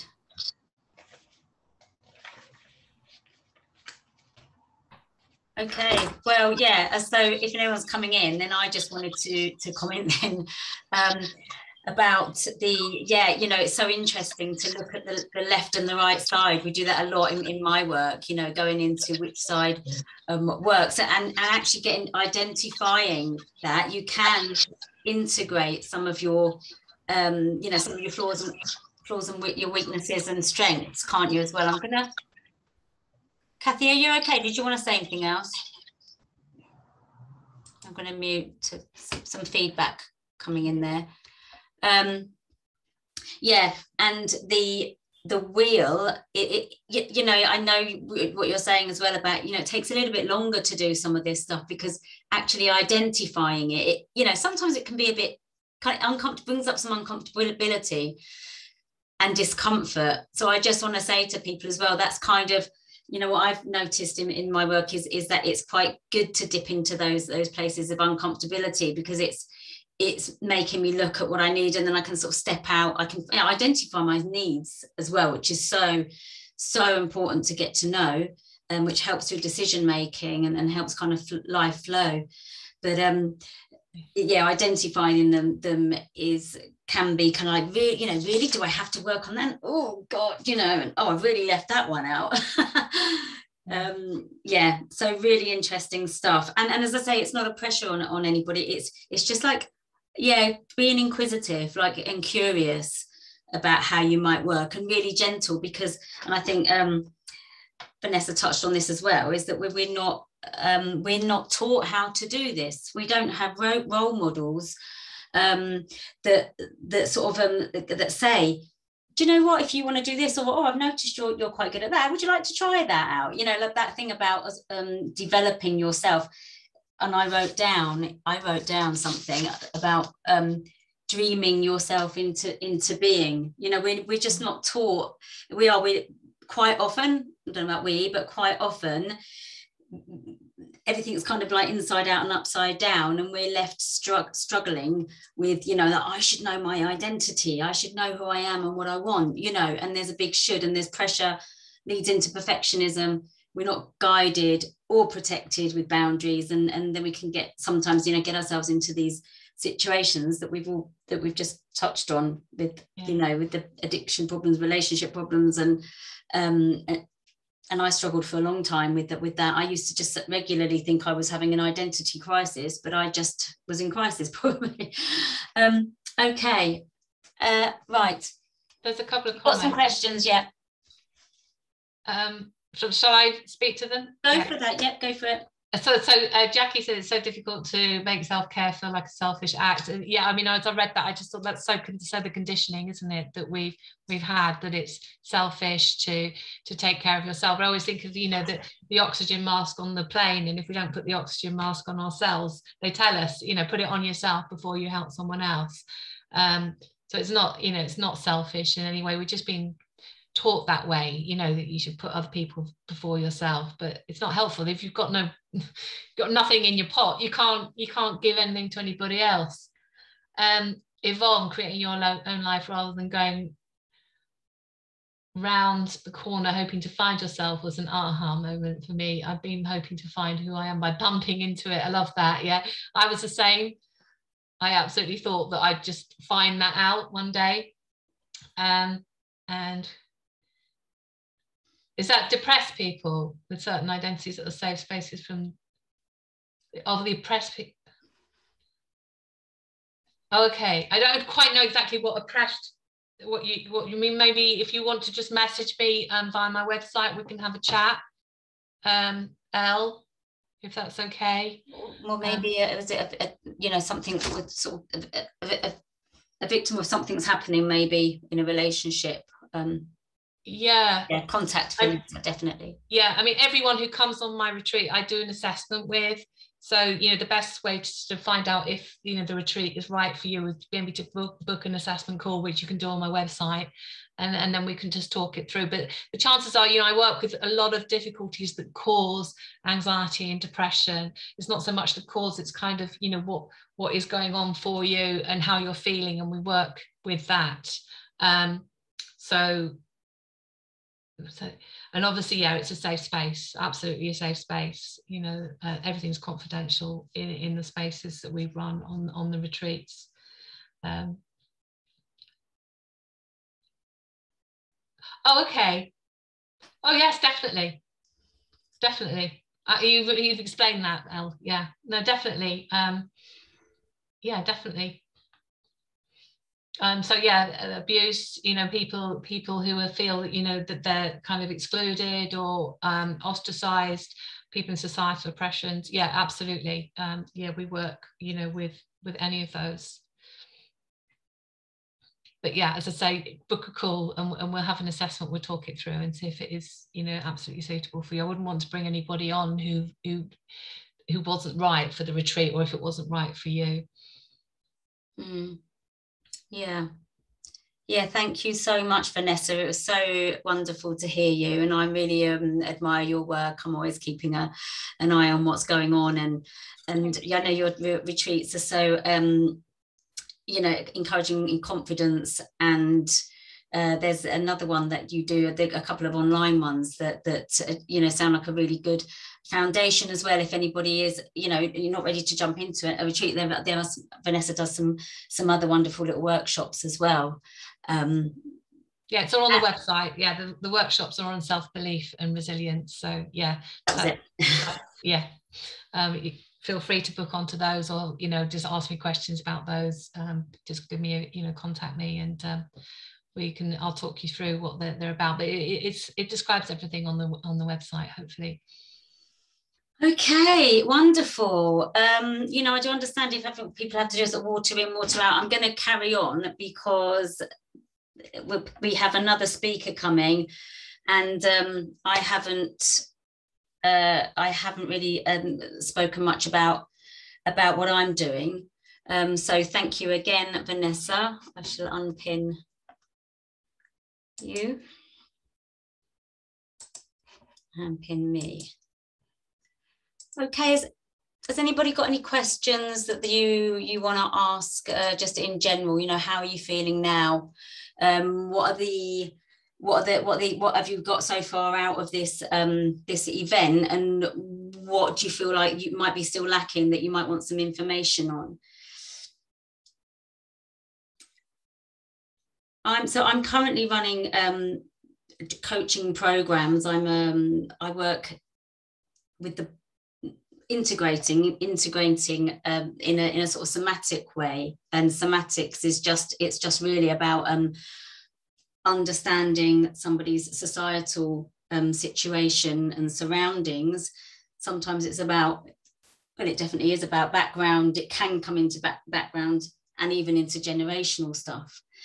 And at the moment, there's a real calling for, and I mentioned it a little bit before, for collective healing. And I brought the addiction part into it because there's a quote by a doctor, Christiane Northrup, I think it is, and she kind of interchanges the way our systems of society are set up with, and she likens that to addiction. So they're kind of interchangeable, and we haven't dealt with fragmentation in our so I'm getting a little bit distracted watching people, but yeah, we haven't really, there hasn't been a space for us as a society within humanity to look at some of the fragmentation and disconnection and the past intergenerational, which is just, you know, from great grandfathers and grandmothers, great grandfathers and great grandmothers and great great grandfathers, great great grandmothers, you know, from those areas, those situations haven't been dealt with. And so with whatever our experience is and has been in our lives, there's a great possibility that we're still carrying this disconnection, fragmentation, and trauma, which is a dissociation, that we're still carrying some of that. And what I believe it is creating problems on our planet, really. She also goes on to say that our societies are geared towards war, and that's completely opposite to what Vanessa was talking about, for example, which was really about self-care. And actually, we're not taught to, you know, self-care gets a really sort of bad rep, and we don't have time for self-care, and we don't have time to rest. And that's another thing that Vanessa touched upon. And that is why our public services and our people are suffering from burnout. And what I know is that when we're in burnout, we can't serve other people, and so we're getting in a worse and worse situation, because our carers and our health workers and most people are fighting to just survive and trying to help other people at the same time.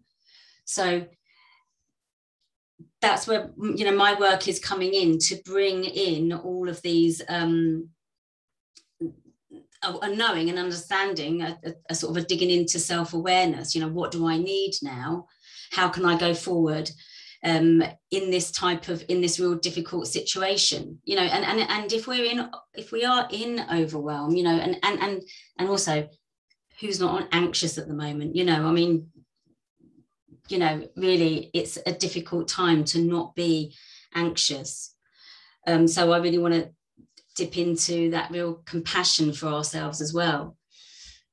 But it's really easy to say, be compassionate towards yourself, have compassion, have acceptance, do some self-care. But when there's no time around us to do that, then how do we, you know, where do we start? Where do we begin? And then,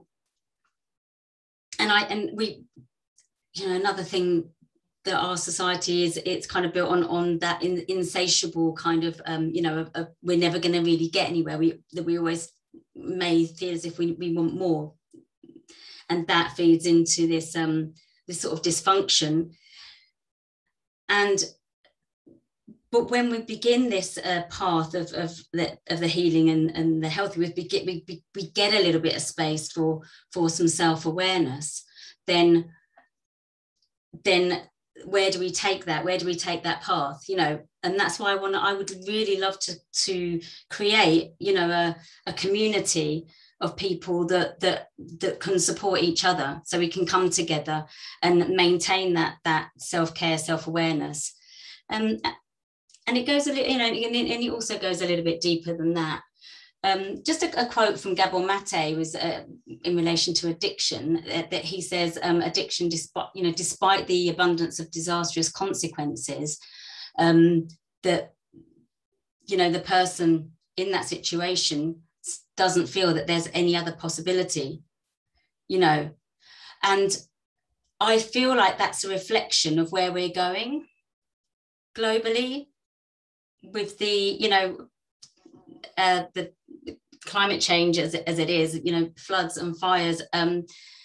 war, poverty, hunger, you know, and just the difficulty that we're addressing. I feel like that really reflects, you know, that even though there are disastrous consequences, we are unable to see other possibilities. And we might be able to individually, but en masse, you know, we can't see that. And I think even for some of us that are really aware of that, we can't quite take it on. We can't quite see, you know, and sort of feel that connection towards Earth and what's the planet and what you know, what that could be leading up to.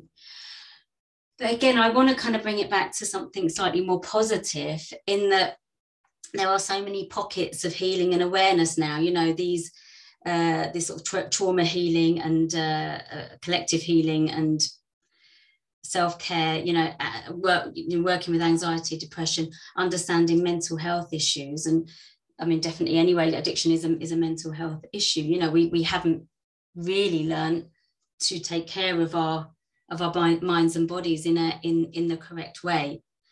And the work can go really much deeper. So I want to take it into a sort of a positive place, in that, you know, what would happen if humanity could recover? You know, how would it affect the planet and its inhabitants, its people, and its creatures? It looks like there's someone coming on a phone. I'm not sure who that is.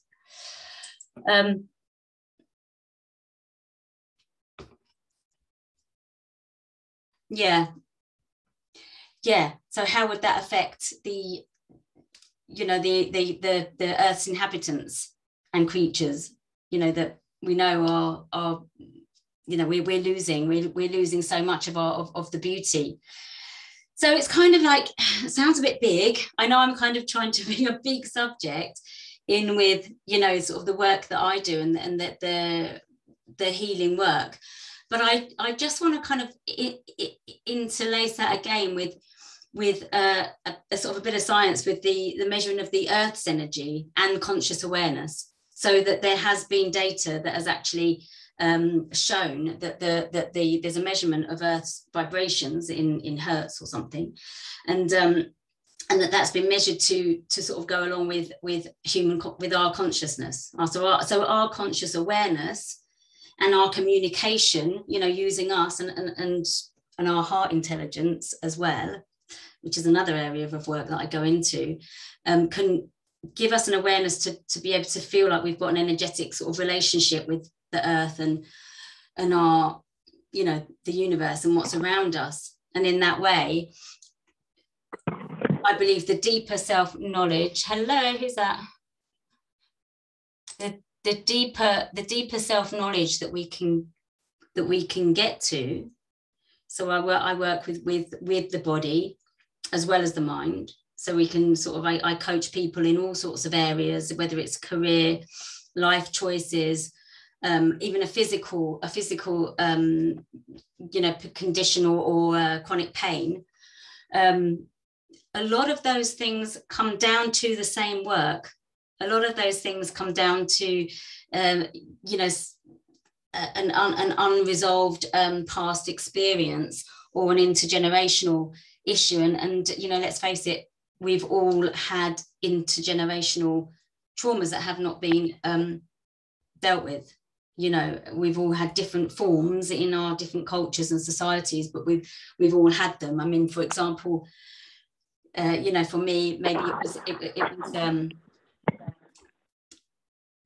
it was running away from Ireland for the potato famine and displacement and poverty and war. And I know some, you know, a granddad was institutionalized and suffered, and that stuff caused the suffering onto the next family, you know, and then just identifying sort of my role in the family.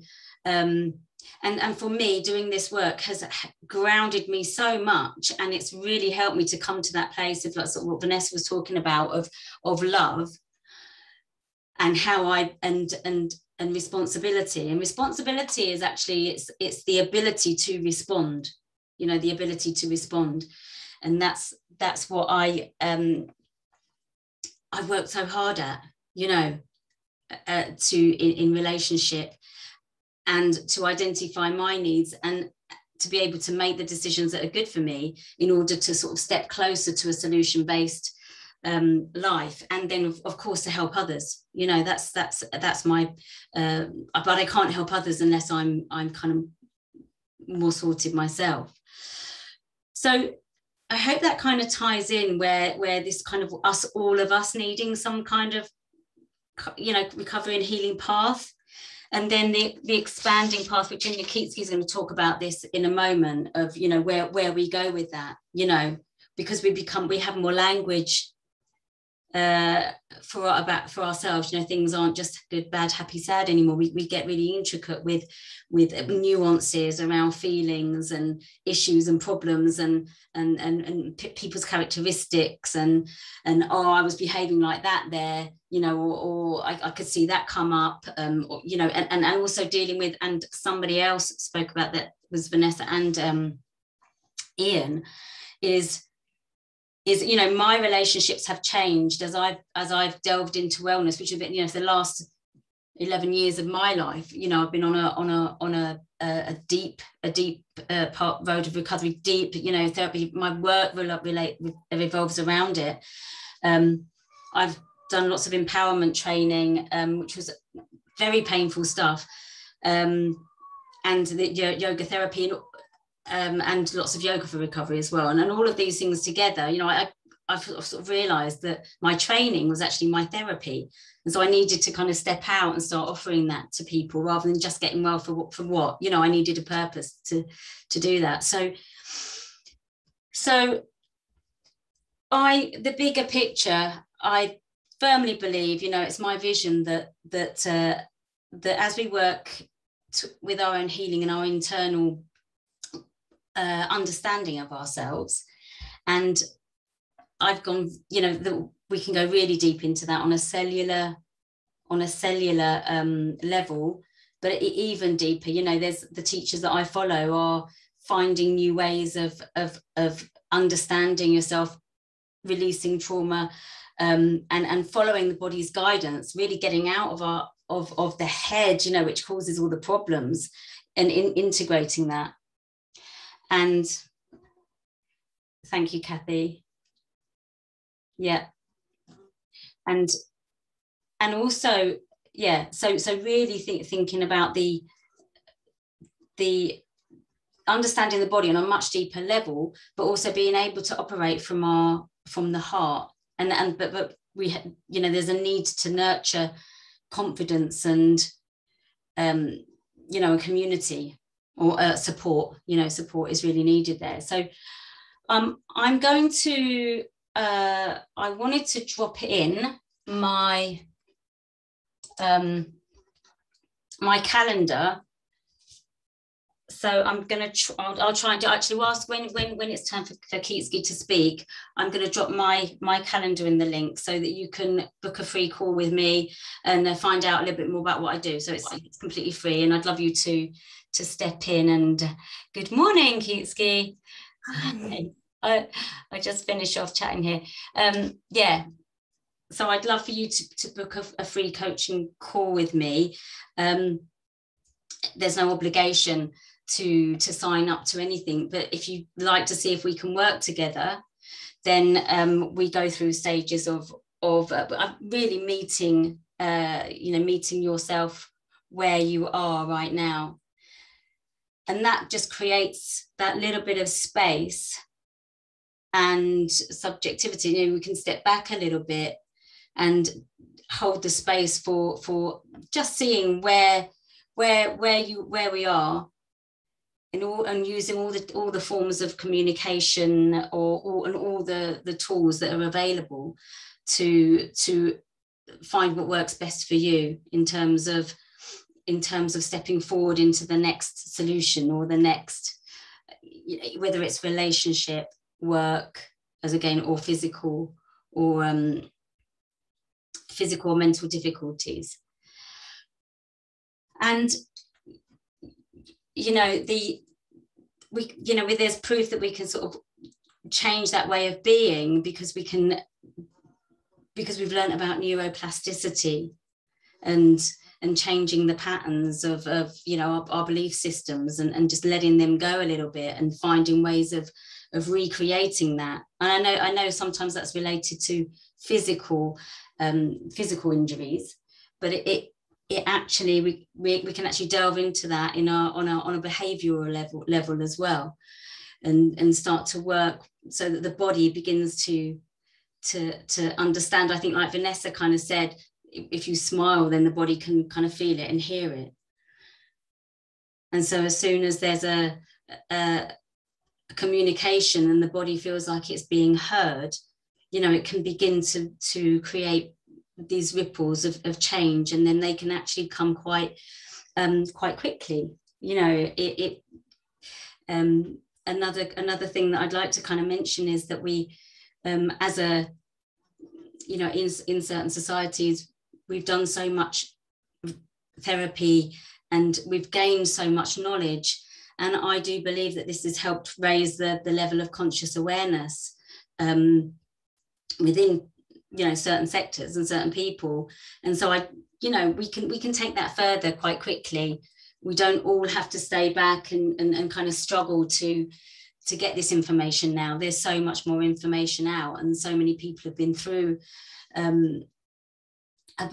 these you know, the sort of the very low rock bottoms. Just let me know, just tell me in the chat, you know, have you had a life-changing sort of rock bottom? Is there a way of being that you'd like to shift into? Is there anything that's happened to you in the past that has made you feel like there's something you need to address? Just let me know. If you put it in the chat, you know, what are the things that are working in your life, and what are the things that what are the areas that you'd like to look at a little bit more? And we kind of did a little bit of this work with Vanessa, so if you want to just put it in the chat, it would be great to hear from you.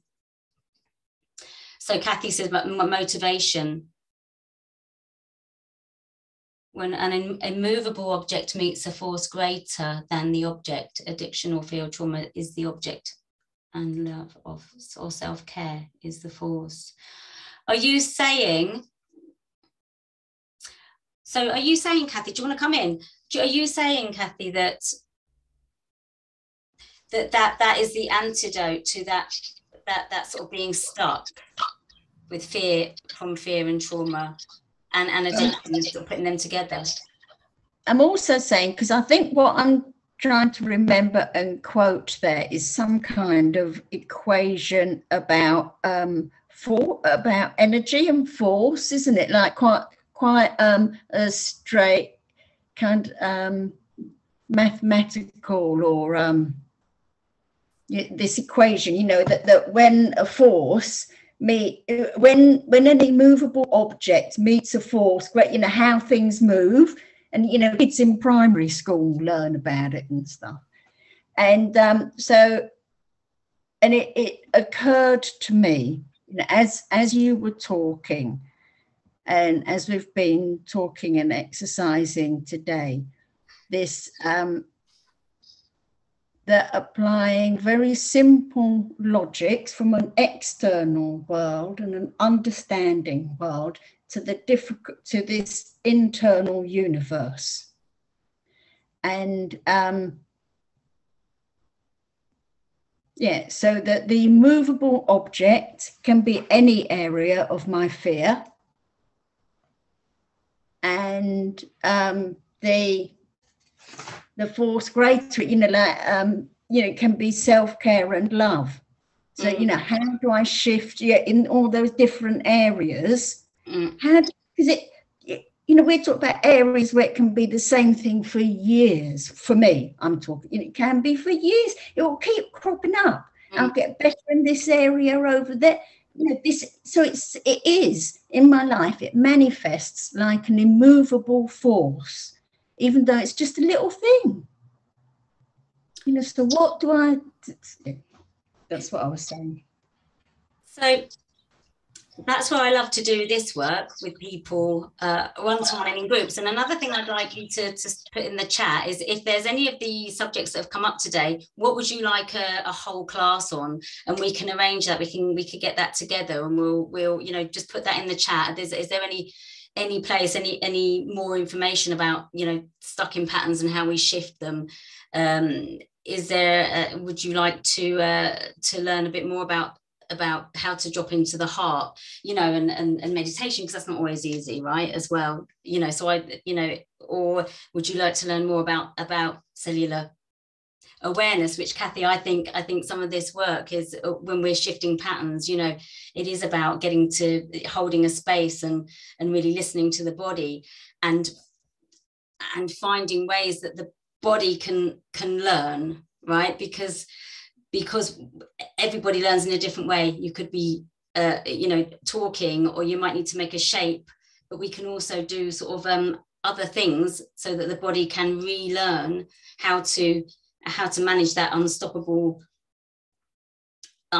force, which it was called, and to go deeper into, for me, I would say, you know, deeper into some cellular awareness, and the deeper, which are one of our teacher, we share a teacher, me and Kyczy, talks about issues in the tissues. But, you know, to get there, it just takes this holding the space, having a dialogue, you know, forming. I do with my clients, they make shapes, and you know, and then change these shapes into another shape, and they say the words and the way of being. And in that way, we can really begin to identify and put a name to this unstoppable force. It might have lots of other names and a way of being. So yeah, so I truly know that there is solutions to that. So I've been following Bonnie Bainbridge Cohen for the whole of lockdown. She's been so incredible and amazing. And I'm going to let you on, Kyczy, now. But and the level of work and embodiment. So we've talked about addiction and fragmentation and disconnection and trauma, you know, that is present in our societies, and we are disembodied, and that's causing pain for other people. And we mentioned sort of the amount of pandemics that are going on, you know, that there's you know, there's a lot of injustice as well. There's lots of other stuff going on as well as this pandemic that's brought us all together. But the disembodiment is causing a lot of those troubles, because we can't identify and empathize with others, and we're too busy within our own worlds in burnout to really cope, you know, and there's a lot of overwhelm and anxiety. So the antidote to that is embodiment. And I guess that's kind of starts with, I suppose, you know, in my journey, it was with yoga and yoga therapy. But actually the work has become for me much deeper than that as well. And I really believe that there's solutions to changing patterns and going towards the healing and the healthy, which is one of Kyczy's quotes. Yeah, to use the knowledge that we have now, you know, so much more knowledge that has come out, that has tried to sort of empathize with science, to try to get into the mainstream. But, you know, as I say, just mentioning, I've got some quotes up here, so I wanted to find one. Thomas Hubel talks a lot about you know, how there's a spirit with collective healing, and there's a power that can come from that. I think another one is Stacey Haynes in her book. It's called The Politics of Trauma. And I don't want to sort of put that on to everyone, but I'm just kind of being, let's be honest here, you know, with you know, we can't sort of shift anything unless we're sort of really honest about what's going on, and the situations in the world, and where we've come from, and what hasn't been addressed. And she says somatics, which is, again, it's takes the whole being and the whole person into account. It's somatics understands both the individual and collective as a combination of biological, evolutionary, emotional and psychological aspects. And that's also shaped by your societal and historical influences as well. So I hope I have integrated some of those things for you. Give me some, you know, well after Kyczy's spoken, then we'll open up for a little bit more of feedback and questions. Okay, so but do feel free to put in the chat if there's anything you want to ask or know about, and definitely if there's a class that we could get together, then let's do that. And I'm going to try to organize a class for the 10th of October, and I would love you all to come along to that. And your feedback is really important, because again, it's a co-creative space. We're doing this together, right? So we're feeding off each other and you know, creating those ripples. And I'm so serious and passionate about what I do. So but I didn't realize I couldn't drop the link to my calendar in because I can't, and because I'm recording, I can't minimize the screen. So I will do that on the phone whilst Kyczy's talking. So I'm going to introduce you, Kyczy. Kyczy Hawk is one of my teachers. She's the first person that really helped me actually with I used to do yoga to try to get myself sane and well before I got myself sane and well, and actually it didn't work out so well for me. I don't know if anybody else can identify with that. You know, I was going against the grain, so I thought that yoga was gonna help me, but I was still in my problems and issues, and I would get triggered, and sometimes trying to meditate would my head would attack me, and I would be out of the door and doing the things that I didn't want to be doing. In my case, before it was drinking at that time, you know, and so I was trying really hard to cure myself. To, you know, my family would say, go to yoga, you know, you really sorts you out, but it was really a sticking plaster. And then I you know, realized I had an issue and got the help I needed, and I still did yoga, but I was kind of thanks, Vanessa. I was kind of still doing it. I was kind of injuring my body, to be honest with you. There was you know, I still hadn't understood all of these things that we're talking about today.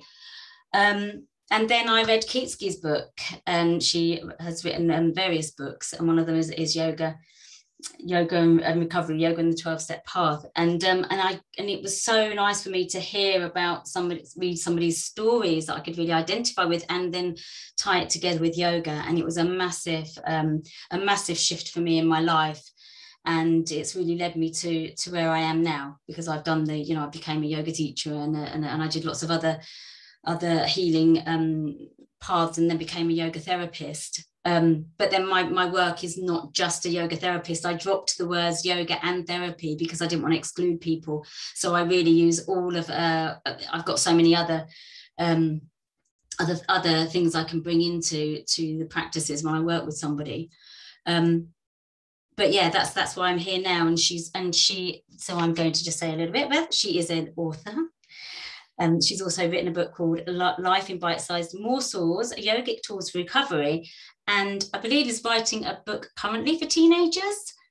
Anyway, she's done lots of publications, and she's founded courses, and is also a yoga of 12-step recovery leader and trainer. And I'm going to let you come in, Kyczy. Lovely to have you here. Thank you so much. Yeah, you need to unmute, and I'm gonna pin you. Awesome. Wonderful. I'm gonna unpin you. So I want to thank you for organizing all this. Can you hear me all right? Yep, we can hear you. All righty. I want to thank you for organizing this. It was a Brobigdanian task, and you did a wonderful job. And listening to you just now, I have to tell you the truth. I am throwing out the first thing that I wrote, and I'm throwing out the second thing I wrote. But Because you brought up so many really good points. So what I'm going to do, I'll kind of pull it together. One of my presentations was going to be the narrow path to the broadening horizons. That is complete and all set. And if you guys are interested in that, you can email me and I'll send you the PowerPoint slides, because that's the way I roll. I just have to put my stuff down on paper and see what it's going to be like. The next thing I was going to talk about, because I realized that Kim and I had spoken about many topics, because as Kim was speaking, you may have heard all the depth of the different pathways that we can take. We can take the body into the mind.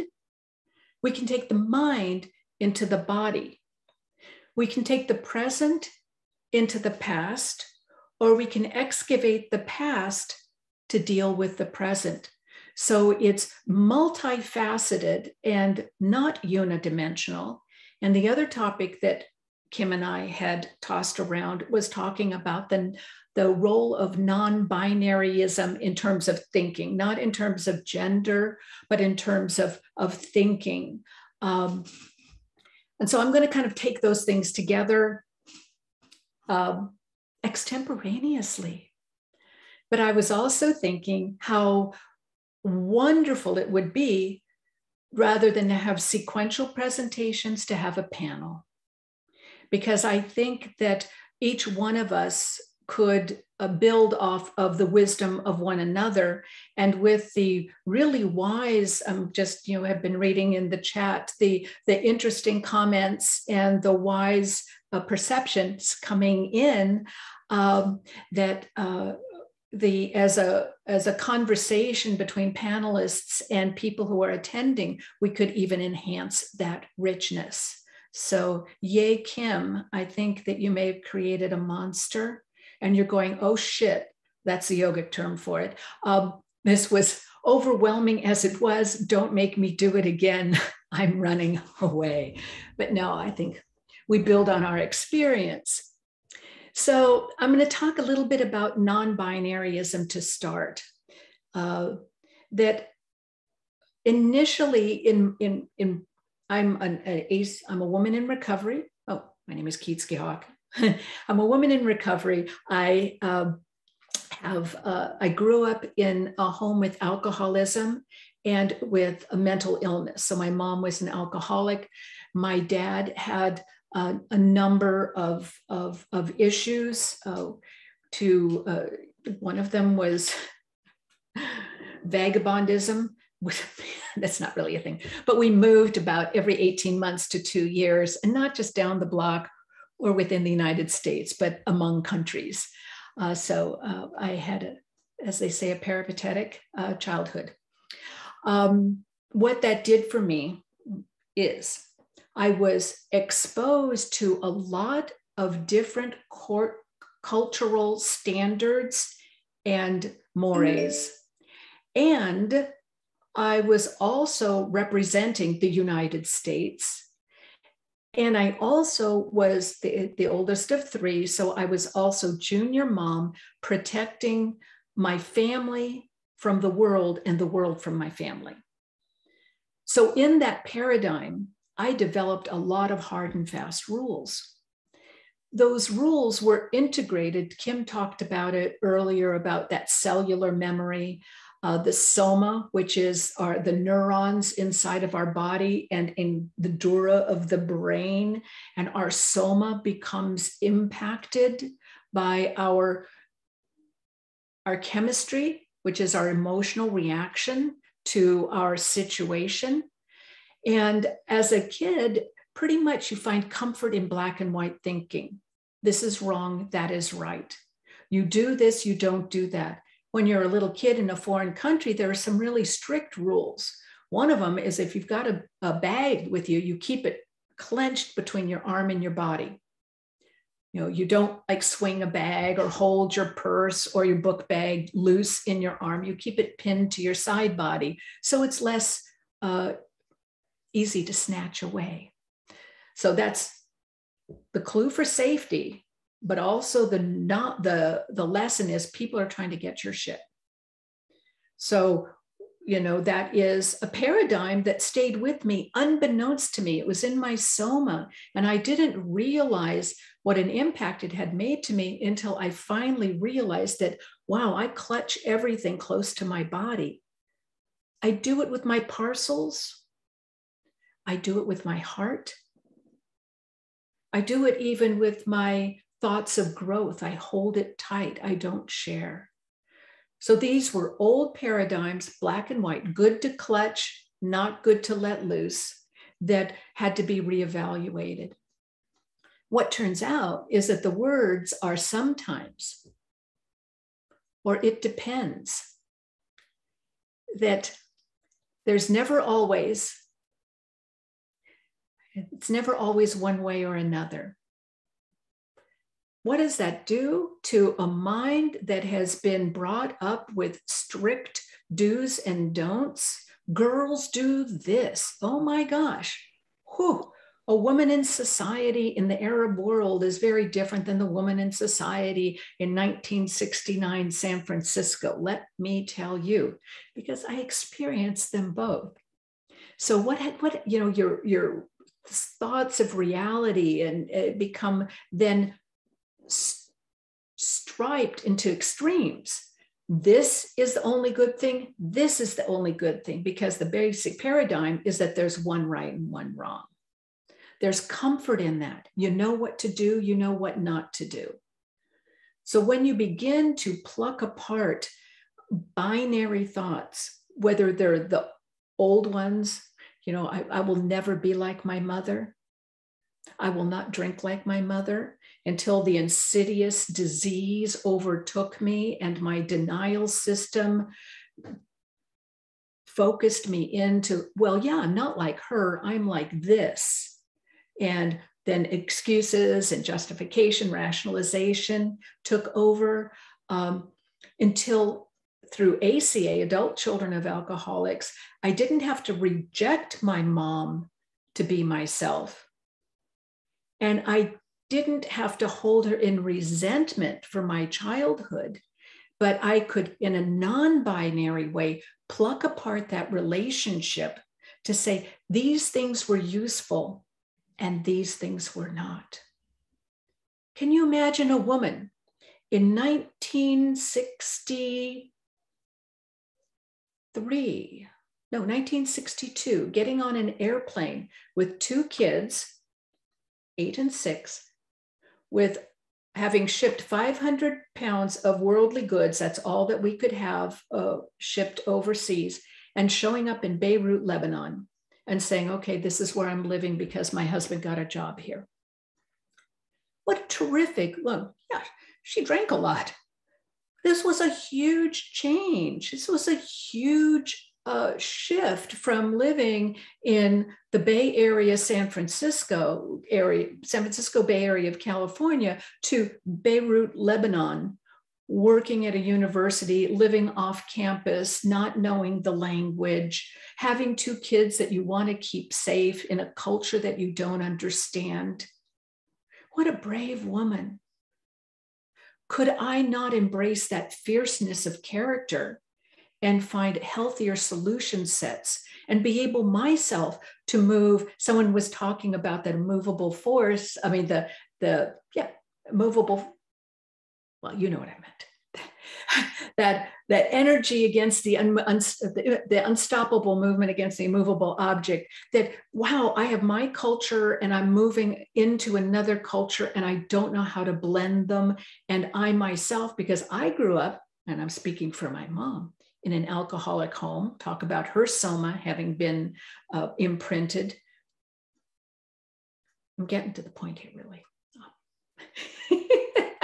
So you move into a culture where you don't want to be the ugly American. You want to cohabitate rather than live parallel existences. Very different. Do I want to immerse myself in the culture, or do I want to live in spite of the culture? They wanted to immerse themselves, which is why we didn't live in the American compound. We lived, this is very, very socially unacceptable language now, but it was the description at the time. We lived native. That's what you said when you lived in the culture, you lived native. So we lived native in an apartment building in downtown Beirut, and we took a little bus to school that wasn't the American school, et cetera, et cetera. What fierceness, what bravery my mom had to have in order to change her paradigm from where she came from to face this new challenge to what social mores were, how you shopped, what going to the doctor was going to be like, how did you handle laundry? Where did you get your water? Where did you get your water? Here, faucet, tap. There, not so easy. You've got to filter the water in a special way, and just life stuff. So I grabbed from my mom this fierceness that I've finally begun to honor because of the work I've done around resenting her for having had a shit childhood. And I mine the strength of character that she had to embody it so that I can face the unlovely parts of myself. Can I not be fierce with myself and stand up to a new form of my identity? Not the one that needs to grapple and live in the pain of trauma, but to be strong. And by strong, I don't mean doing a spiritual bypass, but little by little, just as with the yoga postures where you test your edge breath by breath, to test my ability to look back at things that have happened to me that were unpleasant, and I'm using unpleasant in its most liberal and non-specific form, and face them. Some of the stuff that happened were situations that I allowed myself to be drawn into. That voice in your belly that says, "Don't get in that car," and you tell your wisdom part of yourself, "I got this. I can handle myself in any situation." And then you get in the car, and then you're somewhere that you don't want to be, making additional deals with yourself about how you're going to keep that kernel of your own dignity in spite of what's going on. And you're 13. And you do this again when you're 19, and you do this again. Different forms, different situations. Can I grab the fierceness of my mom and walk that 13-year-old back through that scenario? Walk her through that experience and say, okay, not only are we going to broaden, are we going to take a non-binary view of options here, but we're going to take a non-binary view of good and bad in yourself. You were doing the best that you could to protect yourself. You were doing the best that you could. I thought I was being fierce. I thought I was standing up to the male patriarchy by thinking I could defend myself against whatever came along. So that was a misguided sense of fierceness. What if my fierceness would be looking through that window going, "No way, baby, tap on the hood of the car. I'm out of here." That was a different kind of fierceness, but I didn't know that fierceness had a range. Sticking up for myself has a range. I'm a mom, I'm a grandma, and I'm a great grandma. I still have a sticky situation with my son. He's in his 40s. He's a grown, as we say in the USA, he's a grown-ass man. You wouldn't know that to look at my heart. I still treat him like a kid. That is so disrespectful. He's going through an extremely hard time. His mental condition has deteriorated to the point where he is feeling physical issues. Not just swollen joints, but vomiting, and followed by overeating, followed by not sleeping, followed by not getting out of bed. He's having a lot of issues around his emotional, lack of emotional health, well-being. And, I know what will help. I've got a list of what would help. Yes, exactly. So I have to really look at, and this comes back to that non-binary feeling, can I look at the discomfort that I feel in myself as a feeling rather than a call to action? So every time I feel uncomfortable doesn't mean I need to do something. But my teaching from my childhood was, if you feel bad, fix it. You know, at first it was organizing my younger brother and sister so my mom wouldn't have to drink so much. And then it was taking care of my friends who had OD'd, because I was the only one who could keep their wits about them in these difficult situations, to in early recovery from substances. I really went into overdrive in terms of my codependence, and I never met a man I couldn't fix. And so there went several years of serial monogamy, taking on cases rather than relationships, and so on. So those skills that were designed around fixing other people had to stop. Had to stop, no matter how uncomfortable I was in the presence of someone else who was suffering. And I actually had to become a better sponsor of other women to avoid giving suggestions and just practicing a witnessing ear and letting people work out their own solutions. I'm glancing at the time. I don't want to overtalk here. So when we learn about this non-binary world, that digging went beyond my relationship with my family, to my recovery, to my relationship with my kids. And Kim was so wisely talking about, and possibly built on this other greater conversation that I unfortunately missed, but working on the arena that we have an identified foe now, COVID-19. And everybody can get behind it because COVID bad, health good, right? Really clear, that's a bright line.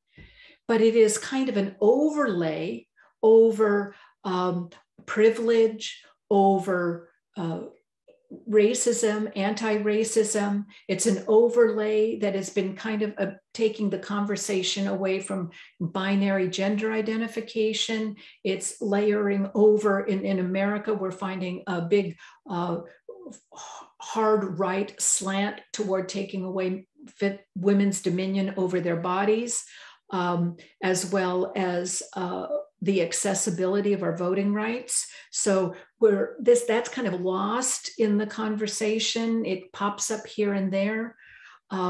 We have a societal epidemic around not just, I don't want to use the word just. It is all of the substances that are taking down our youth and our elderly. It's coming at both of those invisible ends of the spectrum. So our old people, you know, oh well, they're getting old anyway. And our children were so distracted often by other social issues or making money, or in some cases, just keeping a blinking roof over our heads, that we kind of, the children become lost in that shuffle. And when you're lost and you want an identity, it's really easy to pick up a vape pen or pop a pill or smoke a joint that's been laced with God knows what. So the ends, either ends of the spectrum are being are in crisis, and then you get overwhelmed. There's a thing called compassion fatigue, and my heart. I can't worry about the environment anymore because I don't have any power. There's no way for me to manifest the energy, so it gets stuck. I listen to my sponsees that are feeling perhaps shut down, left out, marginalized. I worked for the county, working with resilience practices with our county health workers, and they're being shuffled here and there, and their families are still aching, and that comes in. So you can feel overwhelmed, not just with your own journey, but with the journey of others, and then you're exhausted. self-care sounds like such a like weak cheese when you consider what some steps are that we can take to shore up our edges, as well as re-energize. I'm not going to say re-energize. I'm going to say soothe and heal our nervous system. Someone before I can even be re-energized, there's two things that need to happen. One, and this is in yoga terms, that we need the Agni to digest the heat of our digestive fire. We need our digestive fire to digest the emotions and the feelings. The emotions are physical, chemical. The feelings are cognitive and emotional. So to digest our emotions and our feelings, we need to digest them, and we need to plump up our nervous system, get it, feed it with the senses, with smell and sound and music and sight and the horizon and sensation, the self-massage until we can get other massage to bring ourselves into a state of homeostasis. Then we can access authentic energy to address what's going on. Someone mentioned was talking about that same old thing that comes up round and round, and Kim can address this also, but there are some basic sufferings in life, and yoga talks about our basic sufferings, and they come in different forms. In recovery, I use the analogy of our fourth step, which is where we go over our past and kind of apply a process of what happened and what was my engagement in it, and what kind of attitudes and behaviors did this exemplify. And oh, by the way, later on, I'm going to examine if these attitudes and behaviors still fit. And there's that non-binary. It was appropriate at the time, possibly, maybe not. Is it something I want now? No, maybe not. Or to turn up and down the volume on that. So when we look at our past, we may find that there are themes. So you first use a really wide-toothed comb to comb your past, just like our hair, to pull out the biggest tangles. And then we come back with a finer comb and we see, oh, a more subtle form of this was informing my attitudes, my actions and behaviors. And we take some time to comb those out. And then a finer comb, and then a finer comb. And then maybe at some point, if you've had children and they've had head lice, there's that nip comb that is with the teeth really close together. And maybe you can go through there and say, oh, this wasn't just situational. This is a universal suffering, like attachment or avoidance, fear of change, or being held on to some aspect of my identity, my ego, that I think is all of me, but really it's just part of me, and I might not have to hold on to it so lightly. So that is the narrowing path. When you find the narrow path, then it's like the whole world opens up, because you know who you are, and no door is closed when you can feel content in your own being. You can change course. You can enjoy this for a little while and then that. So I hope this has made sense, because as Kim knows, my mind wanders. I'm going to take a breath, as is my wont, and then turn this over to Kim. If you have any questions, put them in the chat, and I'll put my email in the chat. Inhale. Oh, yummy. And let's exhale into a hug.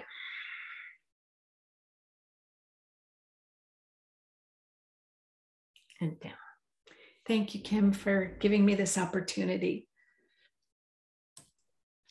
Thank you so much, Kyczy, it was so lovely to hear you, and you actually you kind of explained some of the things I tried to cover earlier that you know, that I was kind of rushing to get out. And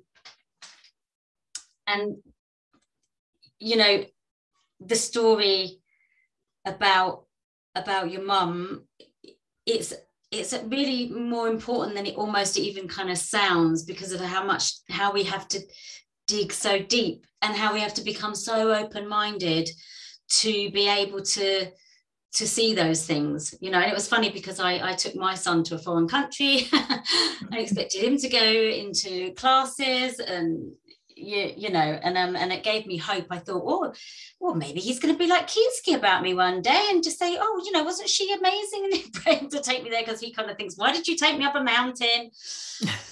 Put me into school where I couldn't speak the language, and, you know, really rural situation and stuff. So yeah, but on the deeper level, you know, you also really spoke about, you know, you touched on it again, the things that I kind of tried to touch on, which was that we have a multitude of pandemics going on now. Yeah, you know, and my part in this, the reason why I got this together is about, come on, there's urgency. I want to work with you. I want to get us all together in one way or another, you know, in whichever form that we can do it. So that you know, create these spaces, create group spaces, but also the one-to-one work, you know, in as many ways as we can, to keep on, you know, and you feed into it as well. So I would love you to put in the chat as well, seeing as, you know, I do want to sort of try to create dialogue and co-creative spaces. That I would love to know, just kind of, what have you got out of this today, and do you want to ask Kyczy anything while she's still here? You can put it in the chat or just speak up.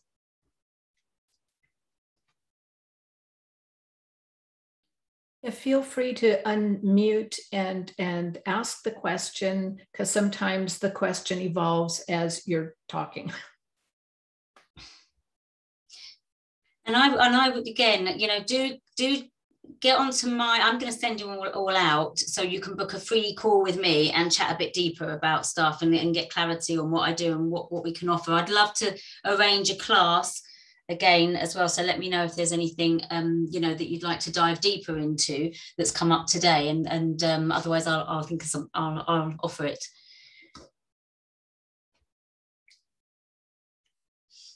So what have you got? And you could just put in the chat, what have you taken away? What are you going to take away from today?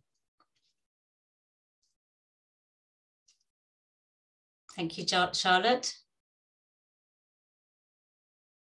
Is there anything that you're going to sort of take away with you? Anything, any shifts or changes, or anything that you'd like to know more about?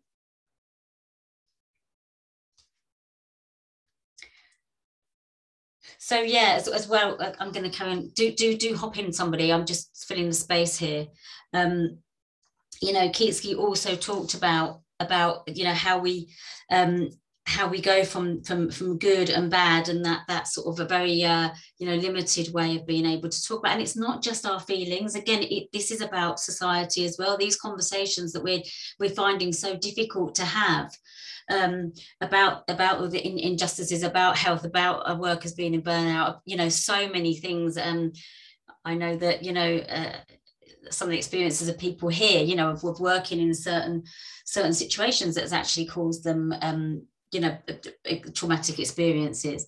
So that it's a wider conversation, and the more we can become confident, get into that self-care space, hold the space for each other, the more chance we've got of these ripple effects. I've just found the Thomas Hubel quote that I was looking for, is everything resides in the unconscious, and which inevitably flows into and blends with everybody else's. So it's really important that we maintain that connection. You know, Ian started off with that. How do we begin to build connection? Because when we're really ill, you know, that's impossible, and it destroys the family. Already come from fragmentation. And then Vanessa talked about deep connecting with ourselves and understanding our needs, and identifying what they are.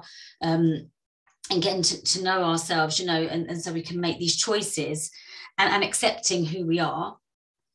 And then Kyczy has mentioned, you know, so many things that I'd love to delve deeper into. I mean, I could do a whole class on nervous system co-regulation, and you know, and cellular and awareness in our bodies, or how the physical and the mental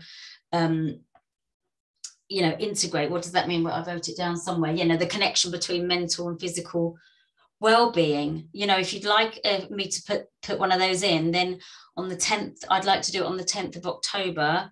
I wrote the date somewhere as well. I'd love to do another masterclass, and that's just an hour. And another thing I really want to offer, because this came up as well, was rest. Vanessa was talking about rest. And how we're taught not to rest, and that we keep going, you know, and that distracts us from ourselves, and it makes us ill in the end. So another thing I really would love you to come along to is, I'd love to put on, I think every other week, I'd like to do a live yoga nidra, but it's all, everything's online anyway. That's just kind of how I'm living in somebody else's house right now. That's a story. That's another lovely story, part of my healing though, and how I made the decision and knew what I needed to do to get out of London. So but yeah, so it's online. I'd love to do a fortnightly, I think, yoga nidra live session, so you can rest, and you also get fed this this structure of what a yoga nidra is, which is just a lying down kind of. It's not even meditation. It's a kind of, it's very healing, because you know, it's a way of getting yourself out of the way, and the body can really regenerate and restore, become into a restorative. And one of my other teachers, Uma Dinsmore Thule, says rest is potent medicine. And I tell you, it's changed my life. You know, that's something lockdown offered me, was stopping. And I had so many things accessible to me that I was able to sort of take that up straight away. Yeah, I just want to give a plug for Yoga Nidra as well. Yeah. It is a wonderful, loving way to drop into a soothing time out. You know, and be able to access your creative brain. You mentioned that I've actually finished my book for teenagers. It's a kind of a fantasy book, which for my logical mind was a big ask to go into the fictional. And Yoga Nidra, I credit Yoga Nidra with being able to let me drop into the creative part of my mind without that constant editor trying to shut me off. Absolutely, yeah. Another thing I've been taught is to use Yoga Nidra for, you know, to be in that liminal space where creativity can come up. So I also work with people in their career situations, but I also work with people in their creative projects, so that they can focus and or maybe it's not focus, it's actually kind of, you know, it's actually not focusing, and it just comes up, you know, and it's beautiful to work with people in that way as well. So yeah, I can see lots of people wanting that. So I will email you all. Is there anybody's contact I don't have? And please go on to the because I don't know how to put the calendar in the chat, and when I tried on my phone, then it will, you know, I've got two of me in the Zoom, and I'm just getting my head around the whole tech thing. So I'm going to send you all the calendar link, so you can just jump on for a free call. There's a question for you, Kyczy, there. In counseling and therapy, we're often asked to go back to past events to address the trauma and try to purge its impact. And okay, let me read more of it. But sounds like we can also look at the non-binary, as you say, and see what has been useful, take from it. Yes, absolutely. Yes, it's, as I said, it's not looking. I talk about the train was going too fast. I did need to look at the trauma. I had to look at the trauma and feel my way through it. I also had to learn not to be 6 or 7 or 8 or 13 years old in my emotional feeling. I couldn't shut her down. I needed to feel it, but that I needed to grow her up so that she could be the me that I am, having a memory rather than reliving it. And that's true across the board with all of my various traumas. Then, and only then, once I had excavated it and allowed her to transform that, I don't know if you know, if it feels that way, but it's like a real throw up, hurt in the heart and shoulders and the hackles on the back of all the nervous system responses and reactions come alive when I'm reliving it. But once I was able to resolve it, find out what my fears were, know that I could handle those fears, know that I could address those longings and the feelings of abandonment, et cetera, et cetera. All, et cetera, et cetera. That sounds cliche. I don't mean it's nothing. It's years of work. Then I could go back and do whole person, and Kim, this is no accident, whole person embodiment, because my relationship wasn't just that moment. The relationship was much more broad, but every time I thought about the relationship, I thought about that incident. So I expanded it, and then I was able to mine it for the goodness. Mm-hmm. And I'm telling you, years. Mm-hmm. You know, it's not something pretty quick. So be patient with yourself.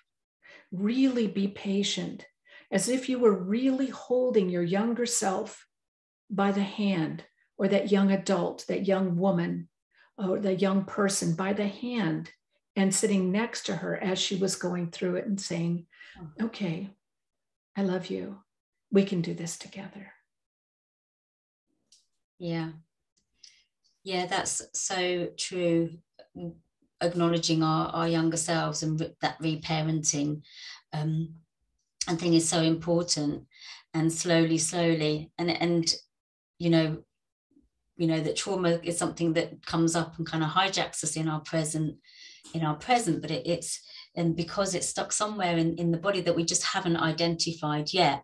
And and it's like other things that I think that we're used to having it as well, and it's a grieving process to actually kind of look into that more deeply. So it takes a lot of compassion, and it does take being held, that the space being held in the way that we work. Kyczy is also a yoga therapist and works one-to-one with people and holds an amazing space for that, and in classes, and so does Vanessa, and so do I. So has anybody else got any other questions or comments that they would like to make? By the way, I just wanted to acknowledge everybody here. I can see all your names, and I really appreciate your being here. Thank you for staying. I know we had a lot more people at the beginning, but I'm so grateful that you're all here, and I just wanted to hold the space for each and every one of you.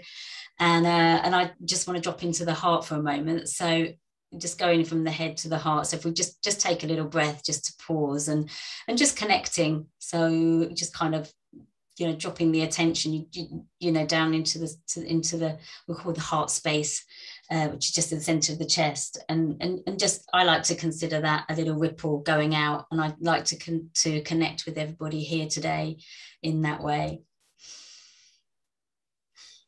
Just taking a breath, and I'm really grateful for you being here.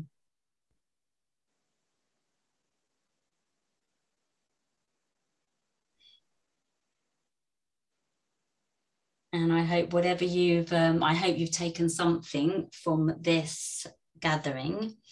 Really grateful to, again, Vanessa and Kyczy for coming along with your amazing words of wisdom. And I'm so glad I'd managed to get this mad Thailand Pacific time thing, which was mad. But I knew that I wanted these speakers, and it's really solidified it. Thank you, Chris. Yeah, it's really solidified it. But, getting that together was quite crazy. Yeah, so just let me know if there's anything you want, you need, please, as I say, I've got free coaching courses. Kyczy's got stuff. Have you got anything you want to offer? Excuse me, not on the calendar at this time, but do pop over to my website, Yoga Recovery, and see what I got going on, because I do post there as soon as I'm doing a leadership training in October. So that's the next new thing I have coming up. But thank you for asking. Yeah, and do you have little ebook or anything, any more information? Do you have anything like that? Say that again. And a little ebook or something? Do you have something, another bit of information? Yes, I have. Thank you for reminding me. Yes, good girl. If you email me at Kyczy@yogarecovery.com, I have a book on resilience that you might find interesting that I'd be glad to share with you. Kyczy at yogarecovery.com. And if you like, you can sign up to my newsletter that is extremely periodic. But Kyczy does wonderful blogs and always full of lots of content and information. So there is a lot to be had. You've been in the game a long time. I have. Been here for, I guess, like 15 years now. Yeah, amazing. Yeah, amazing. So there is so much wisdom there. So I really want you all to access all this, these tools, these resources, wisdom and knowledge. I'd love to hear from you. So I really look forward to connecting with you. And I'm going to read the chat afterwards as well, just to see what people want. So a digging deeper into a class, it could be a heart-centered kind of calming the mind and getting some focus in that way. And we could talk about co-regulation, which is a beautiful thing, which is so important for all of us at this time. You know, it's also another way of dealing with some of our anxieties. And I can't remember the connection between physical and mental wellness. Illness. Okay, so please let me know, and do come along to sign up for the Nidra sessions, and do jump on a coaching call with me, because you're going to get something out of it. It's free, whether you're going to go further or not, right? You're going to get something out of it and find solutions. And I know that Deborah, I'd really love, I think she's gone now, but yeah, she wanted to get some more information. Okay, anything else, any questions, any comments, any takeaways? Let me know. Anything you'd like to do more on? Drop me in the chat now. Thank you, Hetty. It's lovely to see you. Great. Oh, we shall see you very soon. Namaste. Bye-bye. Bye-bye. So long.